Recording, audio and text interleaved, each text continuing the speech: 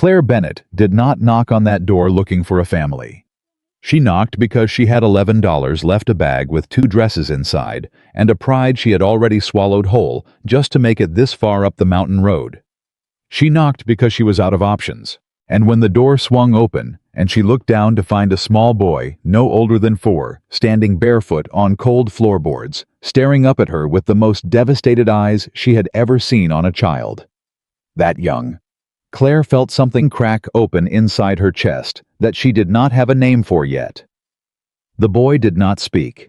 He simply stepped aside, like he already knew she was staying. If this story is already touching your heart, please take 1 second and subscribe to this channel. Drop the name of your city in the comments below so I can see exactly how far this story has traveled. Every single comment means the world to me. Now stay with me, because what happens next inside that house will change everything you think you know about what it means to belong somewhere. The advertisement was so small that Claire almost missed it entirely. It was pinned between a notice about a missing horse and a hand-drawn flyer for a church bake sale tucked into the corner of the board, inside Morrison's General Store, in Cedar Hollow, Colorado. The paper was yellowed at the edges. The handwriting was plain. Whoever wrote it had not tried to make it beautiful. They had simply written what they needed and let the words sit there without decoration. Housekeeper wanted. Remote ranch. Room and meals provided. Inquire at Walker Ranch. 4 miles north on Millbrook Road. Claire read it twice. Then she read it a 3rd time. Not because it was complicated, because she was stalling. Because taking that paper down from the board meant committing to something she hadn't committed to in a long time. Asking for help. She took it down anyway. She folded it carefully and tucked it into the small cloth purse that hung from her wrist. A purse that contained at that moment $11.32, a photograph of her mother, and a handkerchief that had seen better days. She walked to the counter where old Mr. Morrison was restocking tins of tobacco, and she asked him what he knew about the Walker Ranch. He didn't look up right away. Thomas Walker, he said, like the name itself required a moment of pause. Lost his wife about 2 years back. Eleanor. Good woman. Real good woman. He finally looked at Claire over the top of his spectacles. He's raising 5 children out there by himself. Working himself half to death trying to keep that land. Good man. Quiet man. Doesn't ask for much. Does he pay fair? Claire asked. He'll pay what he can. Morrison set down a tin and studied her for a moment. You need work bad.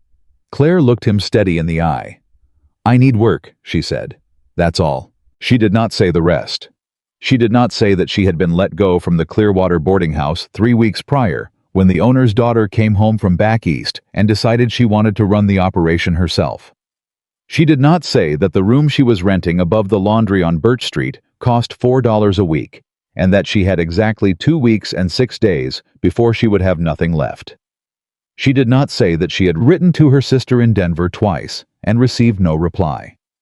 She did not say that pride was the only thing she had managed to hold on to through all of it, and even that was getting threadbare. She said, "That's all," and thanked him and walked out into the October air.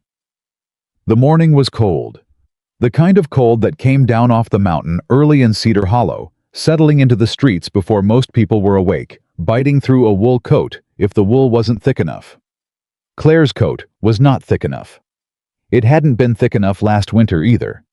She had simply convinced herself she wasn't cold. She stood on the porch of Morrison's General Store and looked north up Millbrook Road, which disappeared into the tree line about half a mile out before curving toward the mountains. 4 miles. She did not own a horse. She had not owned a horse since she was 17, and her family's farm in Nebraska had been sold to settle debts after her father died. She started walking.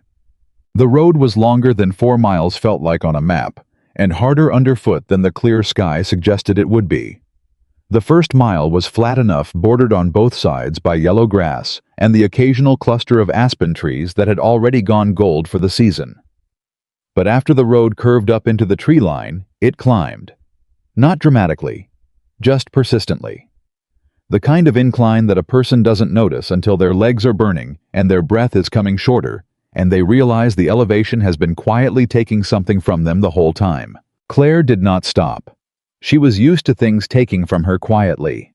She was used to the slow accumulation of losses that nobody made a fuss about, because none of them were dramatic enough on their own. This was simply another version of that. She walked. She reached the Walker Ranch just past 10 in the morning. The first thing she saw was the fence, or rather, the places where the fence used to be. There were posts still standing and wires still strung between some of them, but whole sections had given way, whether from weather or neglect or simply age, she couldn't say. Beyond the broken fence line, she could see a barn that leaned slightly to the left, a house that needed paint on every surface, a yard that had once been a garden and now was mostly gone to seed and dead stalks from whatever had been growing there in the spring. The house itself was a 2 stories wood-framed with a covered porch that wrapped around the front. One of the porch boards was broken through. 2 of the shutters on the upper windows had come loose from their hinges and were hanging at angles. A rocking chair sat on the porch with a child's wool cap draped over the arm of it, left there and forgotten. It was not a dirty place. That was the first thing Claire noticed that she had not expected. It was a neglected place. There was a difference. Dirty said nobody cared. Neglected said everybody was too exhausted to keep up. The porch had been swept recently. The windows were smudged, but not filthy. There was a neat stack of firewood beside the front door that someone had worked hard to build. Somebody in this house was trying. Several somebodies probably. They were just running out of time and hands to do it all. Claire walked up the porch steps, careful to step over the broken board. She lifted her hand to knock. The door opened before her knuckles landed. A girl stood in the doorway. 14 years old, maybe. Dark hair pulled back in a practical braid. An apron tied at the waist over a plain blue dress. She was holding a dish towel in both hands, and she looked at Claire with the particular expression of someone who has learned not to be surprised by things, because surprise takes energy, and energy is in short supply. "You're here about the advertisement," the girl said. It wasn't a question. "I am," Claire said. "My name is Claire Bennett. I was hoping to speak with Mr. Walker. He's out in the north pasture, won't be back until noon." The girl assessed her in the quick, efficient way of someone who has learned to read people out of necessity. "I'm Emily. I'm the oldest." She stepped back and held the door open. "You can wait inside." Claire stepped in. The interior of the house hit her immediately, not with smell or disorder, but with weight. The weight of a place where people were living as hard as they could, and the house was barely keeping pace with their living. The kitchen, which opened directly off the front hall, had a table with mismatched chairs around it, a wood stove with a pot of something simmering, a counter crowded with dishes that were clean but stacked without order. A pair of boys' boots sat in the middle of the floor for no apparent reason. A coat had fallen off its hook by the door, and nobody had gotten around to picking it up. A 12-year-old boy sat at the kitchen table with a ledger open in front of him, running his finger down a column of numbers with his brow furrowed in a way that no 12-year-old should look at numbers. He glanced up at Claire, then back down. "Jacob," Emily said to him. "This is Miss Bennett. She's here about the housekeeping." Jacob looked up again. He looked at Claire with something more complicated than his sister's practical assessment. He looked at her like he was calculating a risk.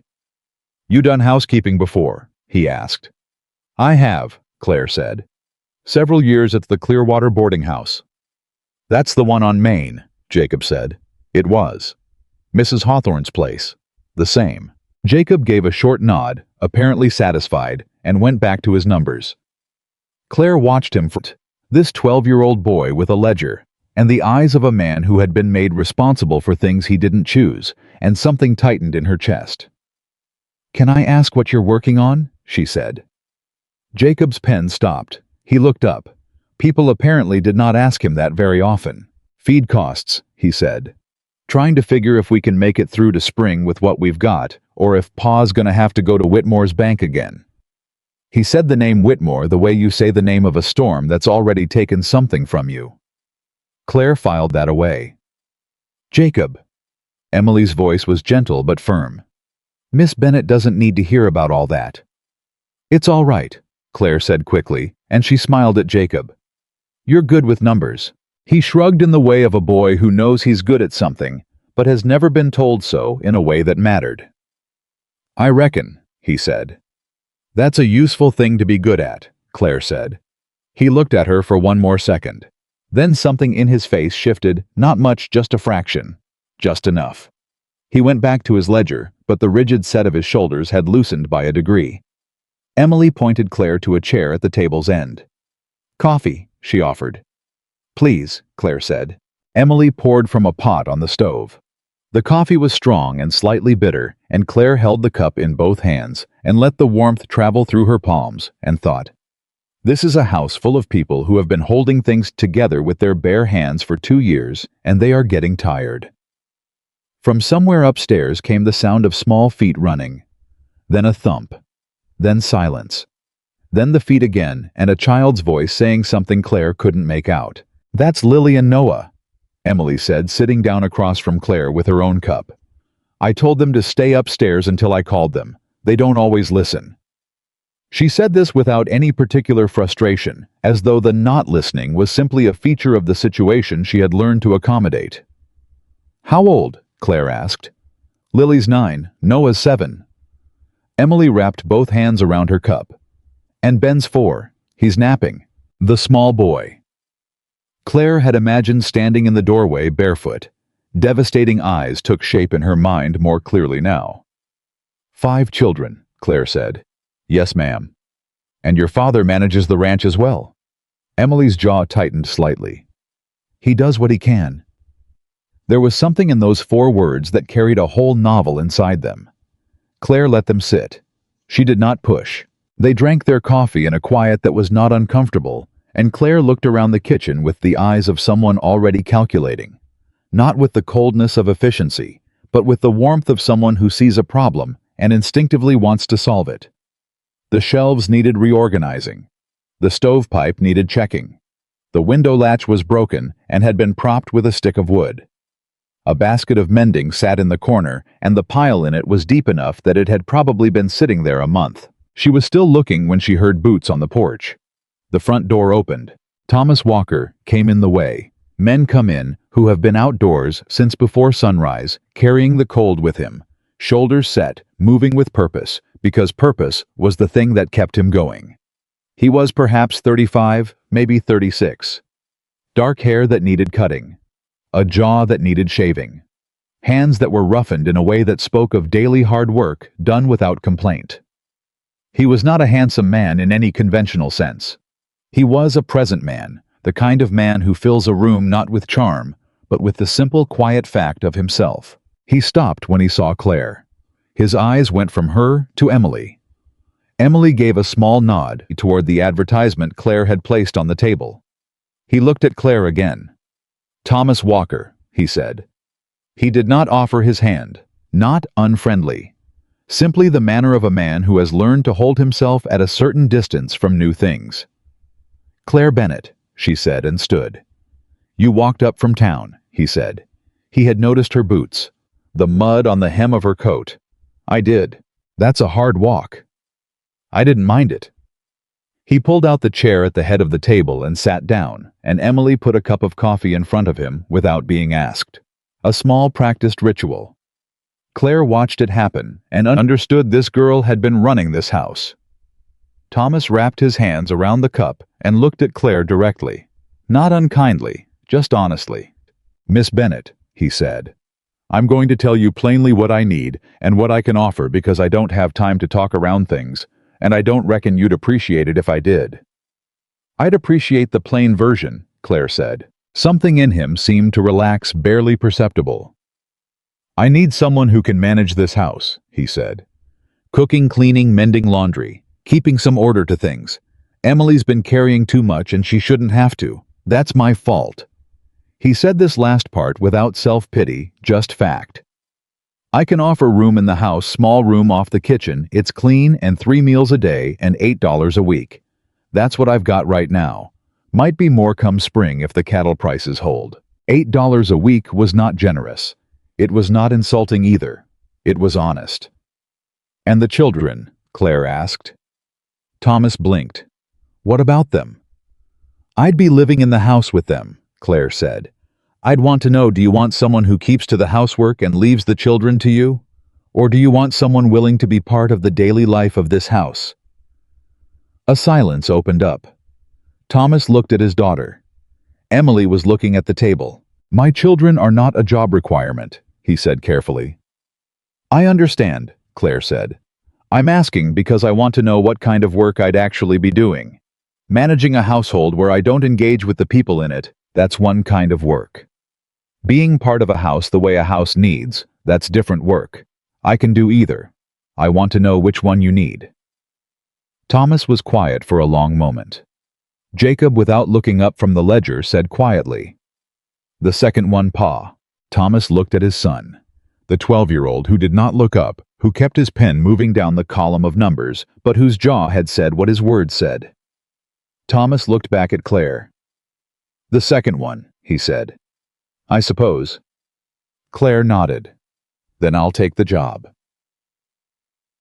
She moved in that afternoon. There was not much to move. The cloth bag with the 2 dresses, the small purse, the photograph of her mother, which she set on the windowsill of the room off the kitchen, a room that was as promised clean. Narrow bed, wool blanket, a hook on the wall for her coat, a window that looked out over the back garden, or what remained of the back garden, which was mostly bare earth, and the skeletal shapes of what had once been growing. She stood at that window for a moment before she went back out. She was giving herself a moment. A deliberate, private moment in which she said to herself very clearly, This is a job. You are here to work. You will do the work well, and you will not become attached to these people, because you cannot afford to become attached and then have it end. She believed herself in that moment. She was wrong, of course, but she believed herself. The first evening was clarifying. Emily had been cooking supper when Claire came back out, and the older girl moved around the kitchen with the grim efficiency of someone doing a necessary task rather than making a meal. The stew was adequate. The bread was a little dense. The table was set with the mechanical precision of someone who has made a ritual out of something that used to be warm. The children came down. Lily first, a bright-eyed girl of 9, with her mother's dark hair and enough restless energy that she vibrated slightly, even when sitting still. Noah behind her, 7 years old and serious-faced, watching everything with the cautious attention of a child who has learned that the world changes without warning. Jacob last, who washed his hands at the basin and sat without being told. And then Emily went and came back with Ben. The 4-year-old had just woken from his nap, and his hair was flattened on one side, and his eyes were still soft with sleep. He looked at Claire from across the kitchen with a gaze that was entirely direct and entirely unreadable. He did not speak. He sat in the chair Emily put him in and looked at his bowl and then looked at Claire again. Claire smiled at him. He looked at his bowl. Thomas came in from washing up outside and sat at the head of the table and said a short grace, the kind of grace that was habit more than prayer, and they ate. The conversation at the table was sparse. Thomas asked Jacob about the feed numbers. Jacob reported. Lily asked if she could go to Ruth Hadley's house on Saturday, and Thomas said maybe. Noah ate steadily and said nothing. Ben ate 2 spoonfuls of stew and then stopped and sat with his hands in his lap. Bonsoir, Emily said quietly. You need to eat more than that. Ben said nothing. He doesn't talk much, Lily said to Claire matter-of-factly, as though reporting a feature of the house like the broken porch board or the drafty window. He used to. Before Mama died, he talked all the time. Now he mostly doesn't. Lily, Thomas said. Just her name. A quiet correction. Lily subsided, but she looked at Claire as though she had said something important and wanted to make sure it had been heard. It had been heard. Claire looked at Ben. The little boy was looking at his bowl again. She said nothing. She did not try to coax him or charm him or make a moment of it. She simply looked at him with the same gentleness she would have given anyone, and then went back to her stew and let him be. After supper, the children were supposed to help clear the table. Lily carried 2 bowls. Noah carried the bread basket. Jacob started stacking plates with the efficiency of long practice. But somewhere in the middle of the clearing up, The little negotiations and arguments that live between children began to surface. Lily said something sharp to Noah. Noah bumped Jacob's arm. Jacob said something back. Emily tried to moderate from the stove where she was already starting on the washing up, and Ben slipped away. Claire noticed because she had been watching him. She saw him slide off his chair without a sound and pad out of the kitchen in his socked feet, and nobody else noticed because they were managing the controlled chaos of cleanup, and Thomas had already stepped out to the porch with his coffee. Claire followed. Not rushing, just following. She found him in the parlor in the darkest corner, sitting on the floor behind the horsehair sofa with his knees pulled up and his arms wrapped around them. Not crying, just sitting in the dark by himself, in the way a child sits when they have learned that being somewhere quiet and unseen is the safest place to be. Claire stood in the doorway for a moment. Then she went in and sat down on the floor beside him, not across from him, beside him. Her back against the wall, her legs out in front of her in the same position as him, but without the knees up because she was too tall for that to be comfortable. They sat there together in the dark. After a long while, Ben turned his head and looked at her. She looked back. "I'm not going to make you talk," she said quietly. "I just didn't want you to be by yourself." He looked at her for another long moment. Then he turned back to the dark. But he didn't move away. That was the moment Claire Bennett lost the argument she was having with herself about not becoming attached. She didn't know it yet.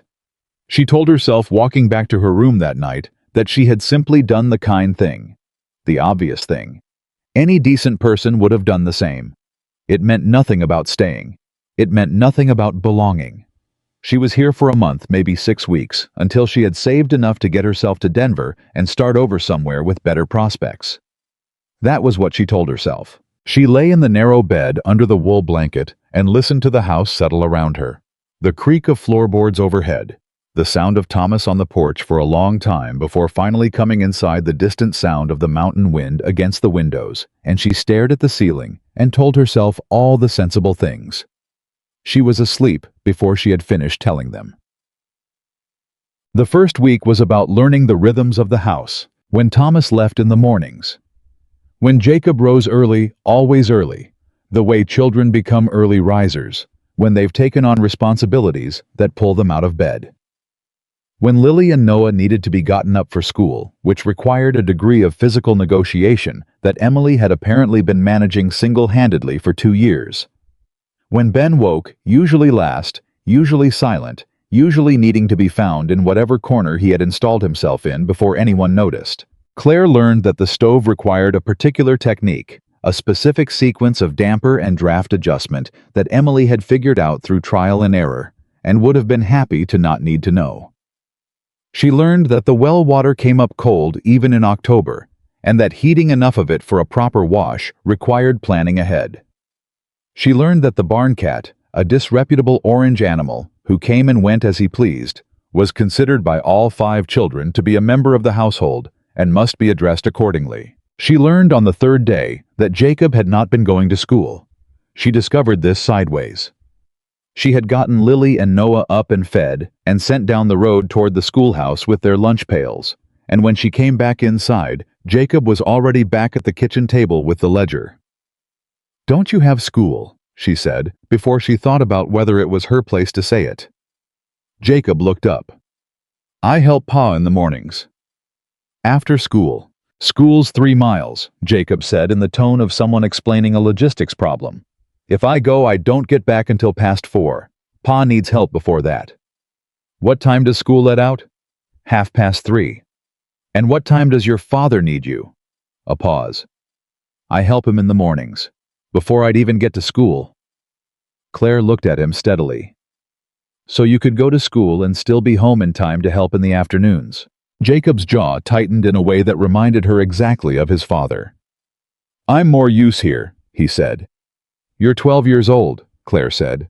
"I know how old I am." "Then you know you should be in school." Jacob closed the lid with a deliberate flatness that managed to be both respectful and final. "Miss Bennett," he said with the careful precision of someone who has had this argument before and ended it. "I appreciate your concern, But this is how things are. Claire looked at him for a long moment. All right, she said. She let it go. For now. She raised it with Thomas 3 days later. Not as a complaint, not as a confrontation. She waited until after supper, when the children were upstairs, and Thomas was sitting on the porch with his coffee. His habit she had learned the one time of day. He gave himself to simply sit, and she brought out her own cup and stood at the porch railing and said, "Jacob isn't going to school." Thomas was quiet. "I know," he said. "He's 12. I know that too. He's running your books. He's good at it." "He's 12, Mr. Walker," Claire said again, not with accusation, with something more like grief. "He's good at it because he's smart, and he's your son, and he's trying to hold your family together the only way he knows how. But he shouldn't have to be doing that instead of being in school." Thomas turned his coffee cup in his hands. The mountain above them was dark against a sky still holding the last of the sunset. I know, he said, for the third time, differently. "I can manage the mornings," Claire said. "If Jacob goes to school, I can do what needs doing before noon. I'll get up earlier if I have to." Thomas looked at her. "You're here to manage the house," he said. Not unkindly, just stating the arrangement. "I'm here to help this house run better," Claire said. "Jacob being in school is part of that." A long silence. "I'll think on it," Thomas said. It was not yes. But the way he said "I'll think on it" with the weight of a man who had already thought on it plenty and had been hoping someone would give him permission to act on what he already knew told her it would be yes by morning. It was yes by morning, Jacob argued. He argued with quiet, serious 12-year-old intensity, and he made several very rational points about time and labor and ranch requirements. Thomas listened to all of it and then said simply, "You're going to school." Jacob looked at Claire across the kitchen with the expression of someone who has identified exactly where the change came from. She kept her face entirely neutral. Jacob picked up his school book bag, which had been hanging on the back of his hook by the door, dusty from disuse, and which Claire had quietly taken down and cleaned off 2 days ago, and he went to school. He came home that afternoon and went straight out to help his father, same as always. But something in the line of his shoulders walking back up the road from school was different. Lighter. A fraction of the weight he'd been carrying shifted. Claire watched from the kitchen window and did not say anything about it. Emily was harder, not harder in a way that was unfriendly or resistant. Harder in the way that a person who has been strong for a long time does not easily accept that someone else might share the weight. Emily had been the woman of this house for 2 years. She had made the decisions and kept the routines and stayed up late, worrying about things that were not her children to worry about. She had done all of this because she loved her family, and because there was no one else, and because when the person who was supposed to be the adult in the house is broken by grief, someone has to step into that space. Emily had stepped into it, completely. And now, there was someone else in the house who also knew how to manage things, and Emily did not know what to do with that. The tension between them was subtle, not hostile. Just the quiet friction of two people who both want the same kitchen to run well, and have each developed their own method of doing it. It surfaced on a Tuesday morning 2 weeks in over bread. Claire had been making the morning bread. She'd shifted the routine so that it was ready by breakfast rather than midday, which made a practical difference to the day, and Emily came into the kitchen at her usual time and stopped. "I usually do the bread," Emily said. "I know," Claire said. "I thought I'd take it on in the mornings so you could have that time for something else." Emily was quiet. She looked at the bread on the counter, a better rise than hers usually got, because Claire had found the draft spot in the kitchen and adjusted accordingly, and something moved across her face. "I've been doing the bread since Mama died," she said. Claire set down the cloth she'd been holding and looked at Emily directly. "I know you have," she said. "And you did it well. You kept this whole house running, Emily. You're 14 years old, and you kept this whole house running for 2 years. That should never have been your job." Emily's jaw tightened. "It needed to be done." "It did," Claire agreed. "And you did it. But it's all right to let someone else do some of it now. It doesn't mean what you did didn't matter. It means you did it long enough." Emily looked at her. For a moment, she looked very young. Not the woman of the house, not the practical, efficient keeper of routines. Just a 14-year-old girl who was very tired and had been for a very long time. "I don't know what to do," Emily said quietly, "if I'm not taking care of things." "That's the thing about being 14, Claire said just as quietly. "You're supposed to be figuring that out. What you like, what you want to do, what kind of person you're going to be. You can't figure any of that out if you're running a household." A silence. "Mama used to say I had a gift for drawing," Emily said. She said it like a thing remembered from a great distance, like something that had been packed away and she wasn't sure it was still there. "Did she?" Claire said. "She used to make me practice, said I had a good eye." Emily looked at the window. "I haven't drawn anything in 2 years." "There's paper in the desk in the parlor," Claire said. "I saw it when I was reorganizing." Emily looked at her. "Go draw something after school," Claire said. "The bread will be here." Lily was the easiest. Lily was 9 years old, and she had a child's instinctive understanding that things were broken and a child's instinctive willingness to let them be fixed. She came to Claire with the natural confidence of someone who has decided without making much fuss about it, that here is a person to be trusted.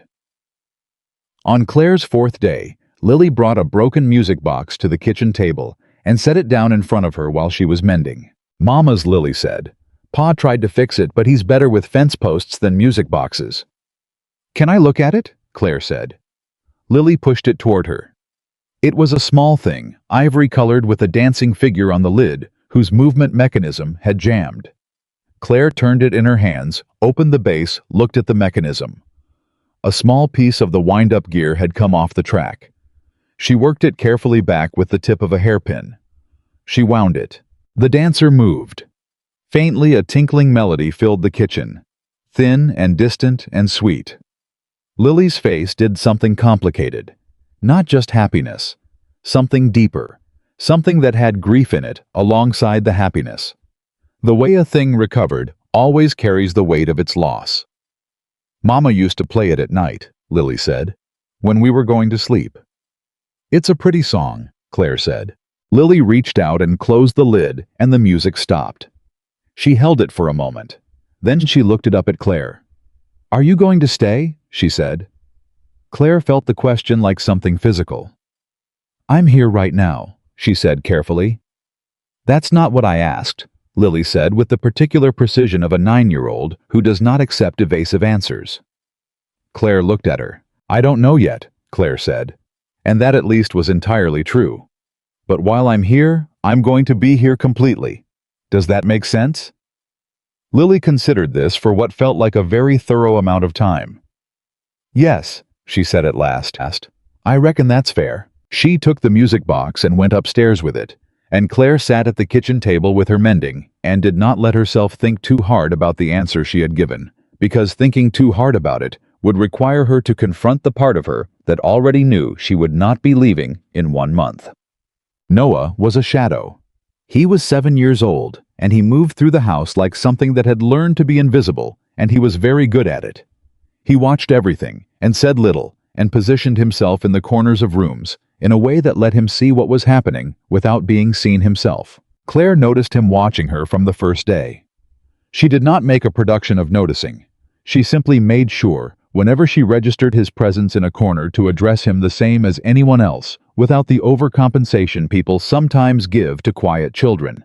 The louder voices and the bigger gestures meant to draw them out, which usually just make a quiet child more quiet. She talked to him normally.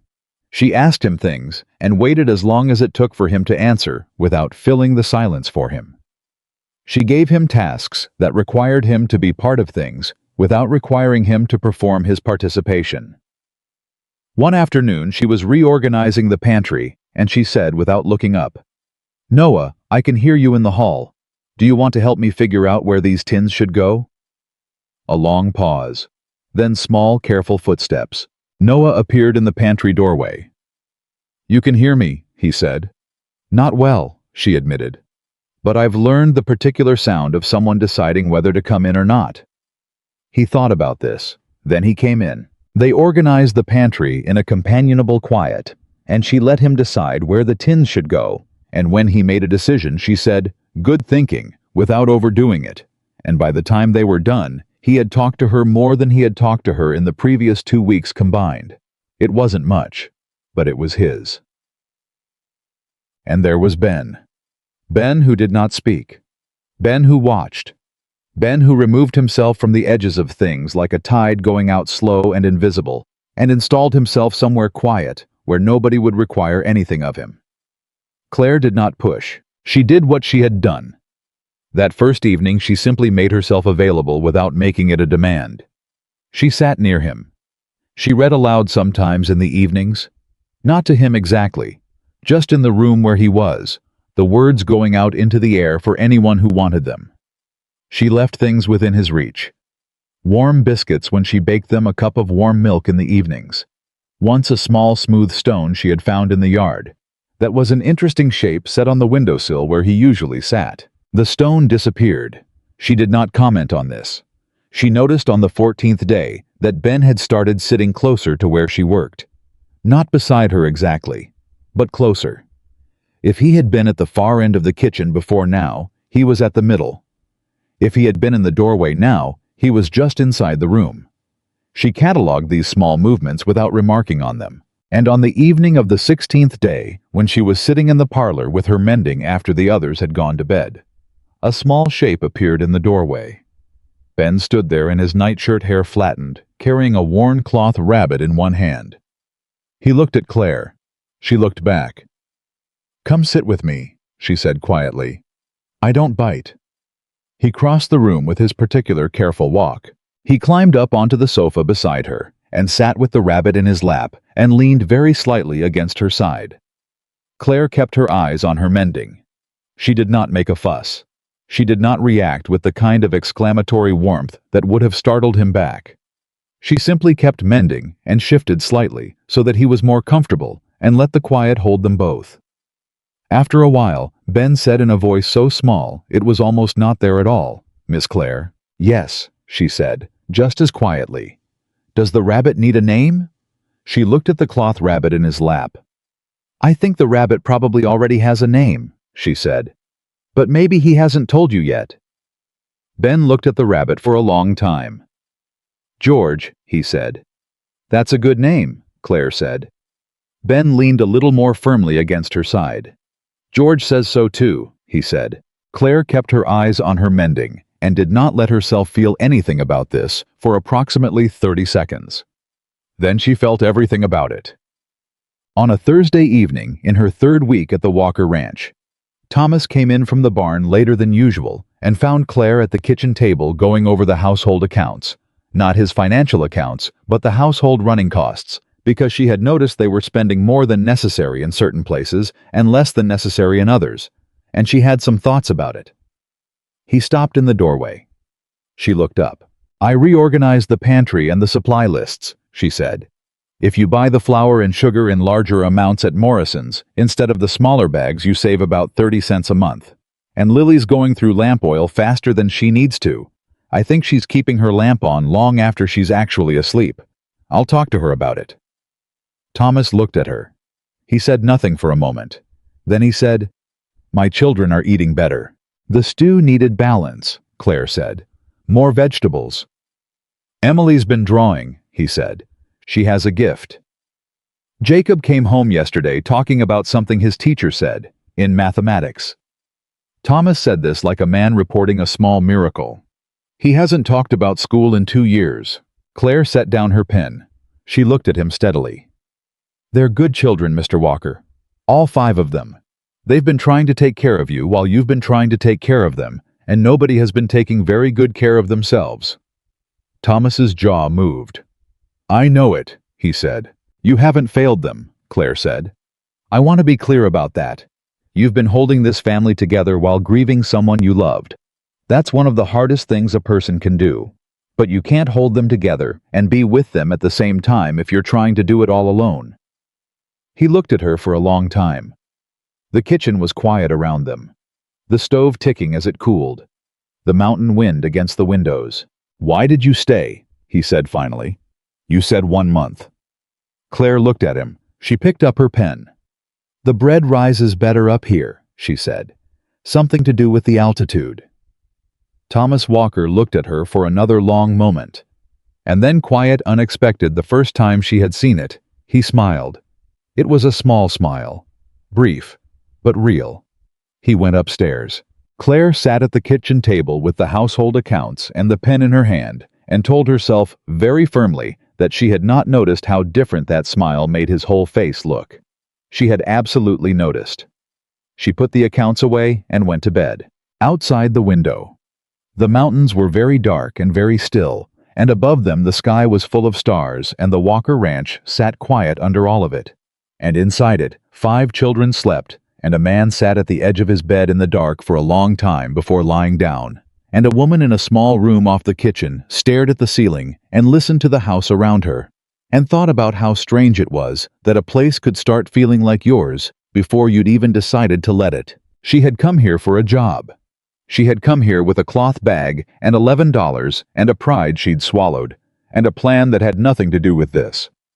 But the house had its own ideas, and so it was becoming clear, did the family inside it. The month ended on a Sunday. Claire knew it because she had been counting, not obsessively, not with dread exactly, but with the quiet awareness of a woman who had made herself a promise and intended to keep it. 30 days. She had told herself 30 days. She would work her month, save what she could, and then reassess from a position of slightly less desperation than the one she'd arrived in. She was standing at the kitchen basin washing the breakfast dishes when she realized she had stopped counting somewhere around day 19. She stood there with her hands in the water and thought about that for a moment. Then she kept washing.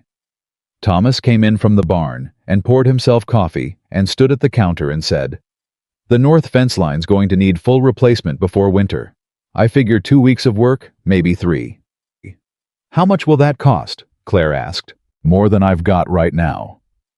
He said it the same way Jacob talked about feed costs, like a fact, not a complaint. A Walker family trait apparently. The refusal to perform suffering. "I'm going to have to go into Whitmore's bank next week." Claire dried her hands on the dish towel. She turned around. "Is that the only option?"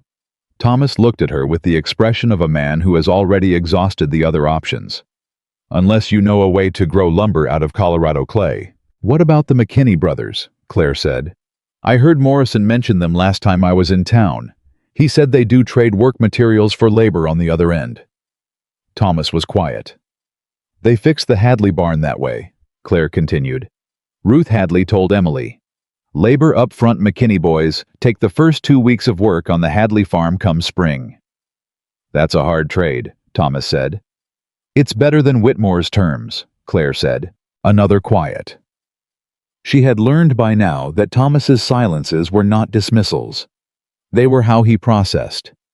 He was a man who thought before he spoke, which was rarer than it should have been and more valuable than most people knew. "I'll ride over to the McKinney place," he said at last.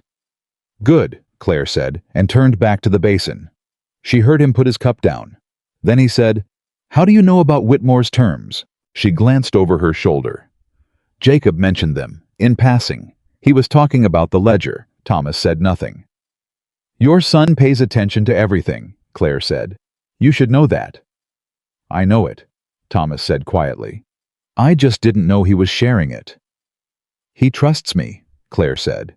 Simply, without making a thing of it. The word trust sat in the air between them for a moment. Thomas picked up his hat from the hook by the door. "I'll be back before noon," he said. And he went out. Claire stared at the basin. She was still here. She had stopped counting days somewhere around 19, and she was still here, and she had just helped Thomas Walker negotiate a lumber trade over coffee before 9 in the morning, and she needed to think seriously about what that meant. She decided to think about it later. She made more coffee and called the children down for their Sunday morning reading. It was Lily who told her about Eleanor. Not all at once. Not as a formal disclosure. The way children reveal things in pieces sideways through the gaps in other conversations when they've decided you're safe enough to let something through. It started because of the music box. Lily had taken to bringing it downstairs on Sunday evenings and winding it and setting it on the kitchen table while Claire finished the dinner dishes. The thin, sweet melody would fill the kitchen, and Lily would sit with her chin in her hands and listen. Claire had learned not to comment on it. She simply let it play. But on this particular Sunday, Lily said without looking up, "Mama used to say that song was for when things were hard." Claire kept her hands moving in the basin. "What kind of things?" "Just hard things." Lily traced a pattern on the table with one finger. She said music could hold the sad for you when you didn't want to carry it yourself. Claire thought about that. Your mother sounds like she was a wise woman. She was. Lily was quiet for a moment. She was really funny too. People don't say that about her. They say she was kind and she was beautiful and she was good. But she was also really funny. She used to make Pa laugh so hard he'd have to put his coffee down. Claire smiled at the window. "Tell me something funny she did." Lily looked up surprised, like this was not a request she had anticipated. Then something came alive in her face, something that had been waiting for permission.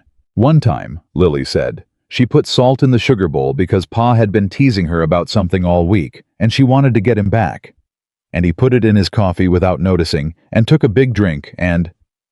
Lily started laughing, a bright, helpless laugh that seemed to catch her off guard. "His face," she said. She used to tell that story. His face was the funniest thing she ever saw. Claire laughed too, genuinely. "That's a good one," she said. She was the best at tricks. Lily wound the music box again, the dancer beginning its small rotating motion. Pa never got mad about it. He'd always just shake his head and try not to smile. She paused. "He doesn't smile much anymore." "He's getting better at it," Claire said, and she kept her voice even because she was not going to make something of that in front of Lily. But it was true. Thomas smiled more. Small smiles, brief ones, but they were there. Lily looked at her with the particular directness that was her characteristic mode. "Do you like him?" she said. "Pa!" Claire turned from the basin with measured calm. "I respect your father a great deal," she said. "He's a good man." "That's not what I asked," Lily said. Claire looked at this 9-year-old with her direct gaze and her mother's dark hair and the music box in front of her playing its thin, sweet song, and she felt something in her chest do a complicated maneuver. "Lily," she said, "some questions are too big for a kitchen on a Sunday evening." Lily considered this. "Okay," she said with the tone of someone filing the question away for later. "But I'm going to ask again." "I suspect you will," Claire said. Jacob brought the trouble home on a Monday. He came in from school at his usual time, but the way he came in was wrong. Too quiet, too contained, moving past the kitchen without stopping his school bag held too tightly against his side. Claire was at the stove and she registered all of it in the moment he passed the doorway, and she set down the spoon she was holding. She gave him 10 minutes. Then she went and knocked on the doorframe of the small room he and Noah shared upstairs. Jacob was sitting on the edge of his bed with his hands between his knees and the school bag on the floor at his feet, and an expression on his face that was fighting very hard to be 16 rather than 12. "What happened?" Claire said. "Nothing." "Jacob." He looked at the floor. His jaw did the Thomas Walker thing. "Robert Emery said something, at school." "What did he say?" A long pause. "He said his father said our ranch is going to go to the bank, that Whitmore's going to call our note before spring. He said everybody knows it, that we're just waiting for it to fall." He said the last words with a flatness that was worse than anger. "He said my pa's a fool for thinking he can hold on." Claire came into the room and sat on the edge of Noah's bed across from Jacob. "How old is Robert Emery?" she said. 13. "And how old is his father?" Jacob blinked. "I don't know. 40 maybe." "So a 13-year-old is repeating something his 40-year-old father said," Claire said steadily. "About your family's finances, which he knows about only because he's either got business with Whitmore's bank or he's been talking to people who do. Does that sound like the kind of information you'd stake much on?" Jacob's jaw tightened differently. Less fighting the hurt, more thinking. His father does business with Whitmore, Jacob said slowly. Does he now? Claire said. He's got a grain operation. He sells through Whitmore's buyers. Jacob's brow furrowed. Why would Whitmore be talking about our note to the Emery family? That, Claire said, is exactly the question. Jacob looked at her, the 12-year-old with the ledger and the two old eyes. You think Whitmore's doing something? He said. I think powerful men who want something usually have a reason to make the thing they want look inevitable, Claire said. I think if people in town believe your ranch is going under, it's easier for someone to step in and buy it cheaply when the note comes due because nobody thinks to question it. Jacob stared at her. That's not right, he said. No. Claire agreed. It isn't. He was quiet for a moment. Then, does Pa know? I don't know what your father knows about Whitmore's intentions, Claire said. But I think you and I should look at those ledger numbers together tomorrow morning before school, just to understand exactly where things stand. Jacob looked at her. You understand ledgers, he said. I ran the accounts at the Clearwater boarding house for 4 years, Claire said. I understand them well enough. Something shifted in Jacob's face.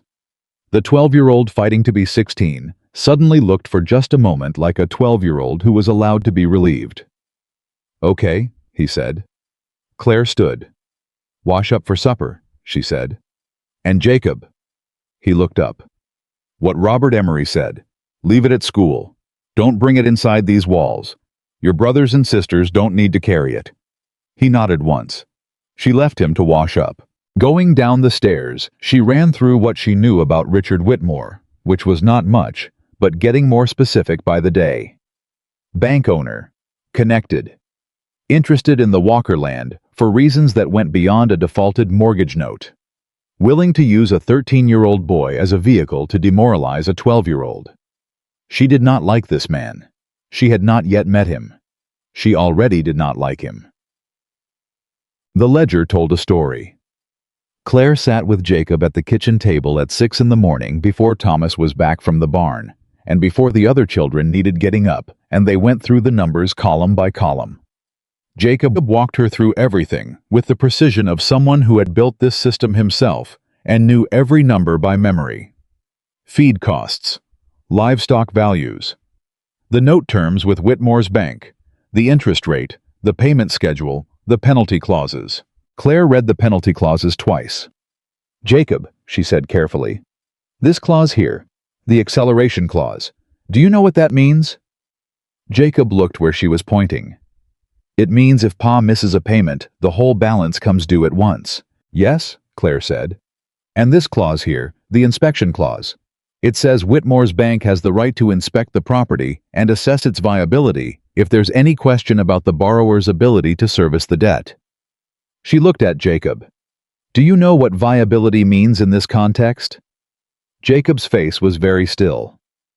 It means if Whitmore decides the ranch can't make its payments, he can call everything in, even if Pa hasn't missed one. Without notice, Claire said. 30 days maximum. A silence. Pa signed this, Jacob said. 2 years ago, Claire said. Right after your mother passed. People make different decisions when they're grieving. Whitmore's bank offered terms when nobody else would, and your father took them because he had 5 children and a ranch to keep running. Jacob stared at the paper. So Whitmore doesn't even need Pa to default, he said. He just needs to decide to use the clause. That's what this says, Claire confirmed. Then why hasn't he? Jacob said. If he wanted the land, why wait? Claire looked at the boy, this 12-year-old asking exactly the right question. Because using that clause publicly without cause would look predatory, she said. Even in a small town, even with a bank. People talk. Whitmore needs a reason. He needs it to look like your father couldn't manage like the ranch is genuinely failing. She paused. Hence the rumors. Jacob's hands had gone flat on the table on either side of the ledger. He was very still in the way that people are still when everything is reorganizing itself in their understanding. He's been setting Pa up, Jacob said. I think so, Claire said. I think he's been building a picture, and I think he plans to use it. Jacob looked up at her. What do we do? The question landed in Claire's chest with a weight she felt clearly. Not because she didn't know what to do, but because a 12-year-old boy should not be sitting across from her at 6 in the morning, asking what to do about a predatory banker threatening his family's home.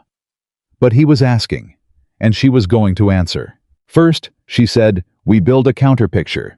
Everything that shows this ranch is viable. Livestock health records, crop yields, the school records showing the children are attending and doing well. Letters from neighbors, receipts showing improvements being made to the property. She looked at him steadily. Evidence, not just for Whitmore, evidence for anyone who might need to see it. Why would anyone else need to see it? Jacob said. Claire was quiet for a moment. Let's hope they don't, she said. But let's have it ready anyway. Jacob looked at the ledger, then at her. Then he pulled the ledger toward him and opened to a fresh page. What do we list first? He said. Thomas found out what they were doing on a Wednesday.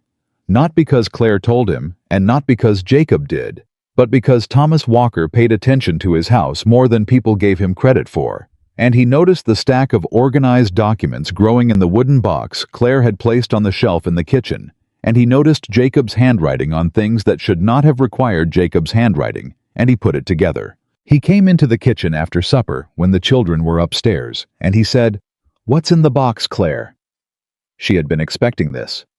She turned from the stove and looked at him directly. "Documentation," she said. "Of what?"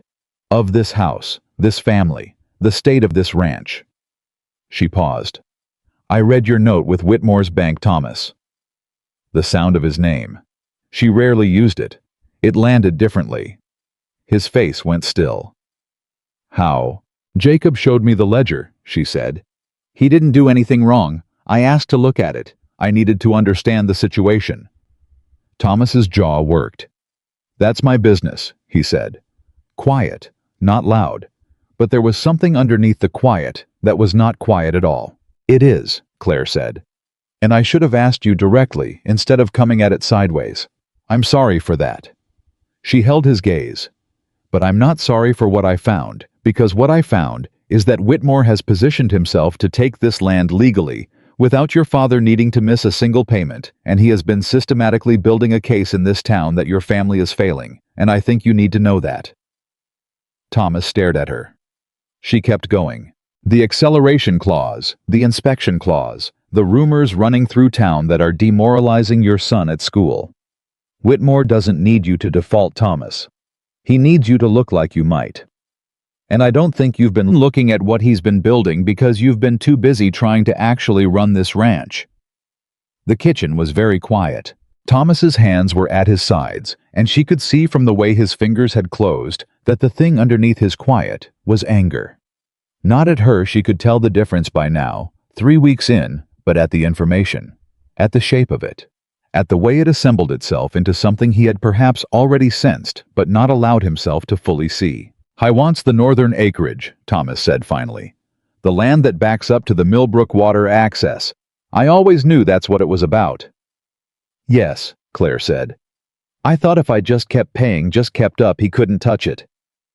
"He doesn't need you to miss a payment," Claire said again, gently, because she was not trying to pile on to what he was already feeling.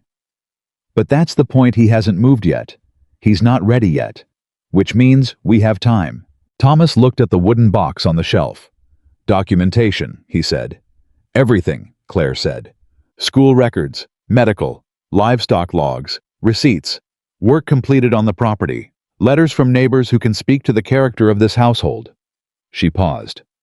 "I've been quiet about doing this because I wasn't sure how you'd receive it. But I think you needed to know." Thomas crossed the kitchen in 3 steps and lifted the lid of the box. He looked through it for a long moment. Claire watched him read. Watched his face move through things she couldn't fully name. Recognition. Anger. Something like grief that the situation existed at all, and under all of it, something harder and more resolute that she thought was very much the actual Thomas Walker, when the actual Thomas Walker was not exhausted.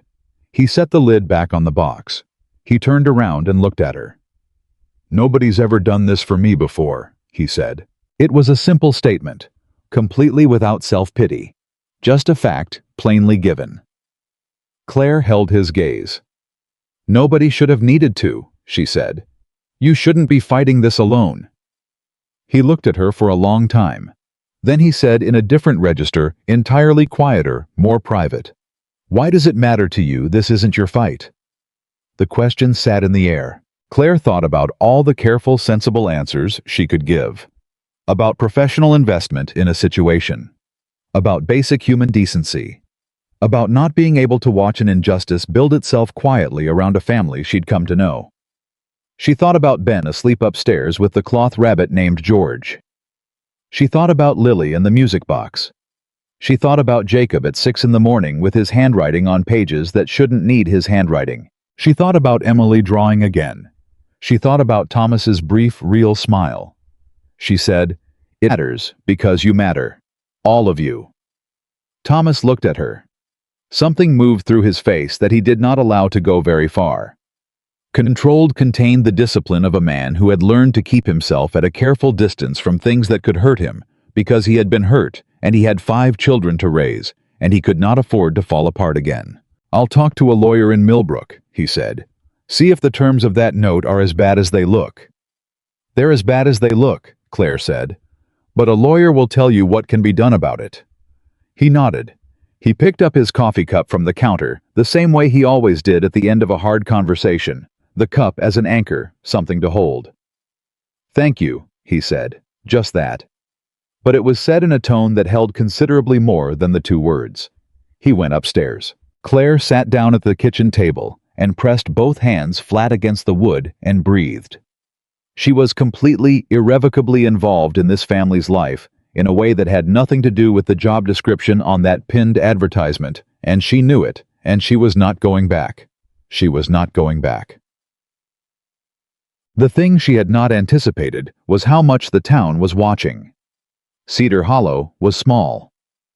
Cedar Hollow was the kind of small where the news of a strange woman walking 4 miles up Millbrook Road to the Walker Ranch had been common knowledge within 48 hours of her arrival.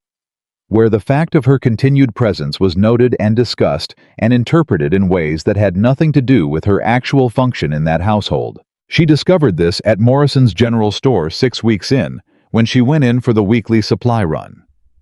2 women she recognized from church. The Haverford sisters, both in their 50s, both with the particular social authority of people who have lived somewhere their whole lives and consider the calibration of other people's behavior to be a civic responsibility, were at the counter when Claire came in. They stopped talking when she entered, which was itself information. Claire said good morning. They returned it with the kind of warmth that was precisely calibrated to be polite without being welcoming. She collected her supplies. She was at the counter settling the account when Margaret Haverford, the elder sister, said in a tone of studied casualness, "How are things up at the Walker place, Miss Bennet?" "Well, thank you," Claire said. "Thomas managing all right." The other sister, Ruth, equally casual. "He is," Claire said. "And the children?" A pause. 5 children is quite a responsibility, quite a household to manage. "They're good children," Claire said. She kept her voice even and warm because she was not going to give them a reaction. Remarkable, actually. Margaret Haverford looked at her over the top of her supply list with the kind of knowing expression that was meant to be seen. It's a hard thing, a man in that situation, alone, with so much responsibility. Another pause precisely waited. "I do hope people are watching out, making sure everything is as it ought to be." Claire looked at her. She understood exactly what was being said. The implication was as clear as if it had been stated outright, that there was something improper about Claire's presence at the Walker Ranch, that a single woman living in a widower's house was a subject for town comment. That propriety was being questioned in ways that could be leveraged. Claire looked at Margaret Haverford for exactly long enough that the woman's casual expression became slightly less casual. Then Claire said pleasantly, "The Walker children are well fed in school, in good health, and being raised by a devoted father who works from before sunrise. I'm grateful to be useful to them." She picked up her packages. "Have a good morning." She walked out. She was 3 steps down the porch when she heard the murmur start up behind her through the store's front wall. She kept walking, but her hands were gripped more tightly on the packages than necessary, and she did not let go of them until she was past the first curve in the road, out of sight of the town, where she stopped for a moment and stood very still in the cold morning air. She thought about what the Haverford sisters had said, and more important, what they had not said, but had clearly implied. The town was building its own narrative about her presence in the Walker house. Whether Whitmore was feeding that narrative, or it was just the natural function of a small place that needed something to talk about, she couldn't be certain. But she knew this narratives once started gathered their own momentum. She needed to be careful, not because she had anything to be ashamed of, but because her reputation, and more critically, the Walker family's reputation, was a thing that existed in the opinion of other people, and other people in this town were being managed by forces she was only beginning to understand. She walked back up the mountain. She told Thomas what had been said when he came in that evening. He listened without interrupting, which was his way, and when she finished, he was quiet for a moment. "Margaret Haverford's been trying to get me to call on her widowed niece since Eleanor was 3 months gone," he said flatly. "Take what she says with appropriate salt." Despite everything, Claire laughed. Thomas almost smiled. "But you're right," he said more soberly. "We need to be careful. Whitmore's got friends in this town." "He's got something else too," Claire said. She paused. She had been sitting with this for 2 days before deciding to say it. "I heard from Ruth Hadley, who heard from the minister's wife, that a family has been inquiring about the children." Thomas went very still. "What family?" he said. It wasn't a question. It was the flat, contained tone of a man keeping himself very controlled. "Eleanor's cousin," Claire said. "Harriet, the one in Denver." Thomas set his coffee cup down. "Harriet Mercer," he said. "Eleanor's cousin. Haven't seen her in 4 years. She came to the funeral and left the next day." His voice was entirely level in a way that required effort. "What is she saying?" "She's saying the children would be better provided for," Claire said. "In Denver, with family." Thomas was completely still. "She's Eleanor's blood," Claire said quietly. "That gives her standing to raise a question, especially if someone else is suggesting to her that there's reason to raise it." Thomas looked at her. "Whitmore," he said. "I don't know," Claire said carefully. "I can't prove that, but the timing, Thomas said tightly, "is that I have just gotten someone to help me keep this house running.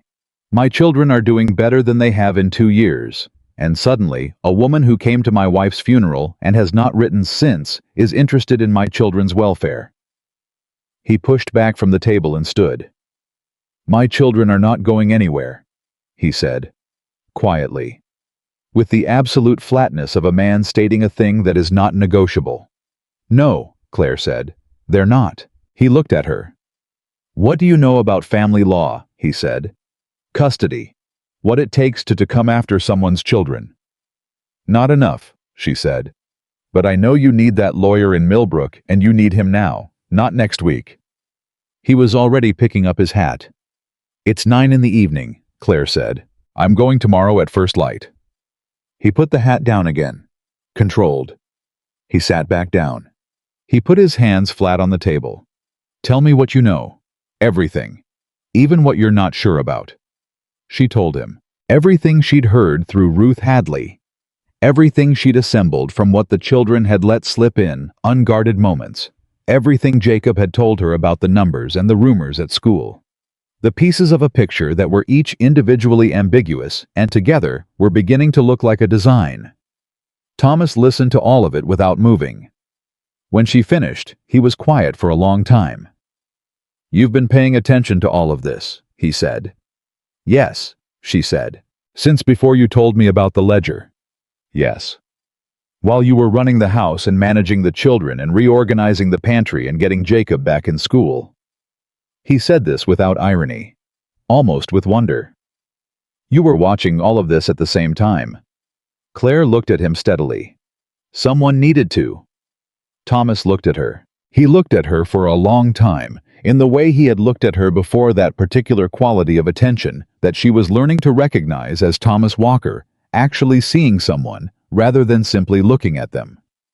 "What did you come here expecting?" he said finally, "when you walked up that road?" "A month's work," she said. "A chance to save enough money to get myself somewhere better. And instead I appear to be engaged in something considerably more complicated," Claire said. It came out slightly drier than she intended.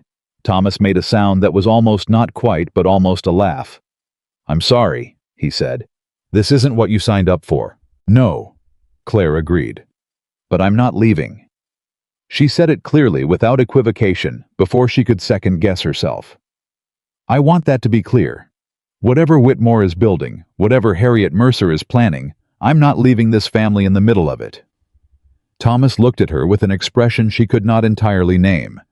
Something complex and careful. Something that had gratitude in it, and something else she didn't let herself identify too closely. "Why?" he said. It was the same question he'd asked before by the box of documents. He was asking it again because her answer the first time had moved something in him, and he wanted to understand it. Claire thought about lying. She thought about giving him the professional answer. The practical answer, the answer that would be safer for both of them. She said, "Because Ben talked to me last night. Not just a word or two, a whole conversation. About George the rabbit, and about the stars he could see from his window, and about whether rabbits could fly if they wanted to. And he fell asleep on the sofa before I could get him upstairs, and I carried him up to his bed, and he weighed next to nothing. Thomas. And when I laid him down, he put his hand on my arm for just a second in his sleep, like he was making sure I was still there, and I—" She stopped. She looked at the table. "I cannot walk away from that," she said. "I am not capable of it anymore." The kitchen was very quiet. Thomas's hands flat on the table had gone very still. "All right," he said. Just those two words. But the way he said them, quiet, deliberate, final, was the sound of a man who was also in his own way saying, "I'm not leaving you in the middle of it either." He didn't say that, but she heard it. She heard it clearly. The lawyer's name was Frank Darrow, and he had an office above the feed supply store in Millbrook, which was 15 miles east on a better road than the one that led to Cedar Hollow.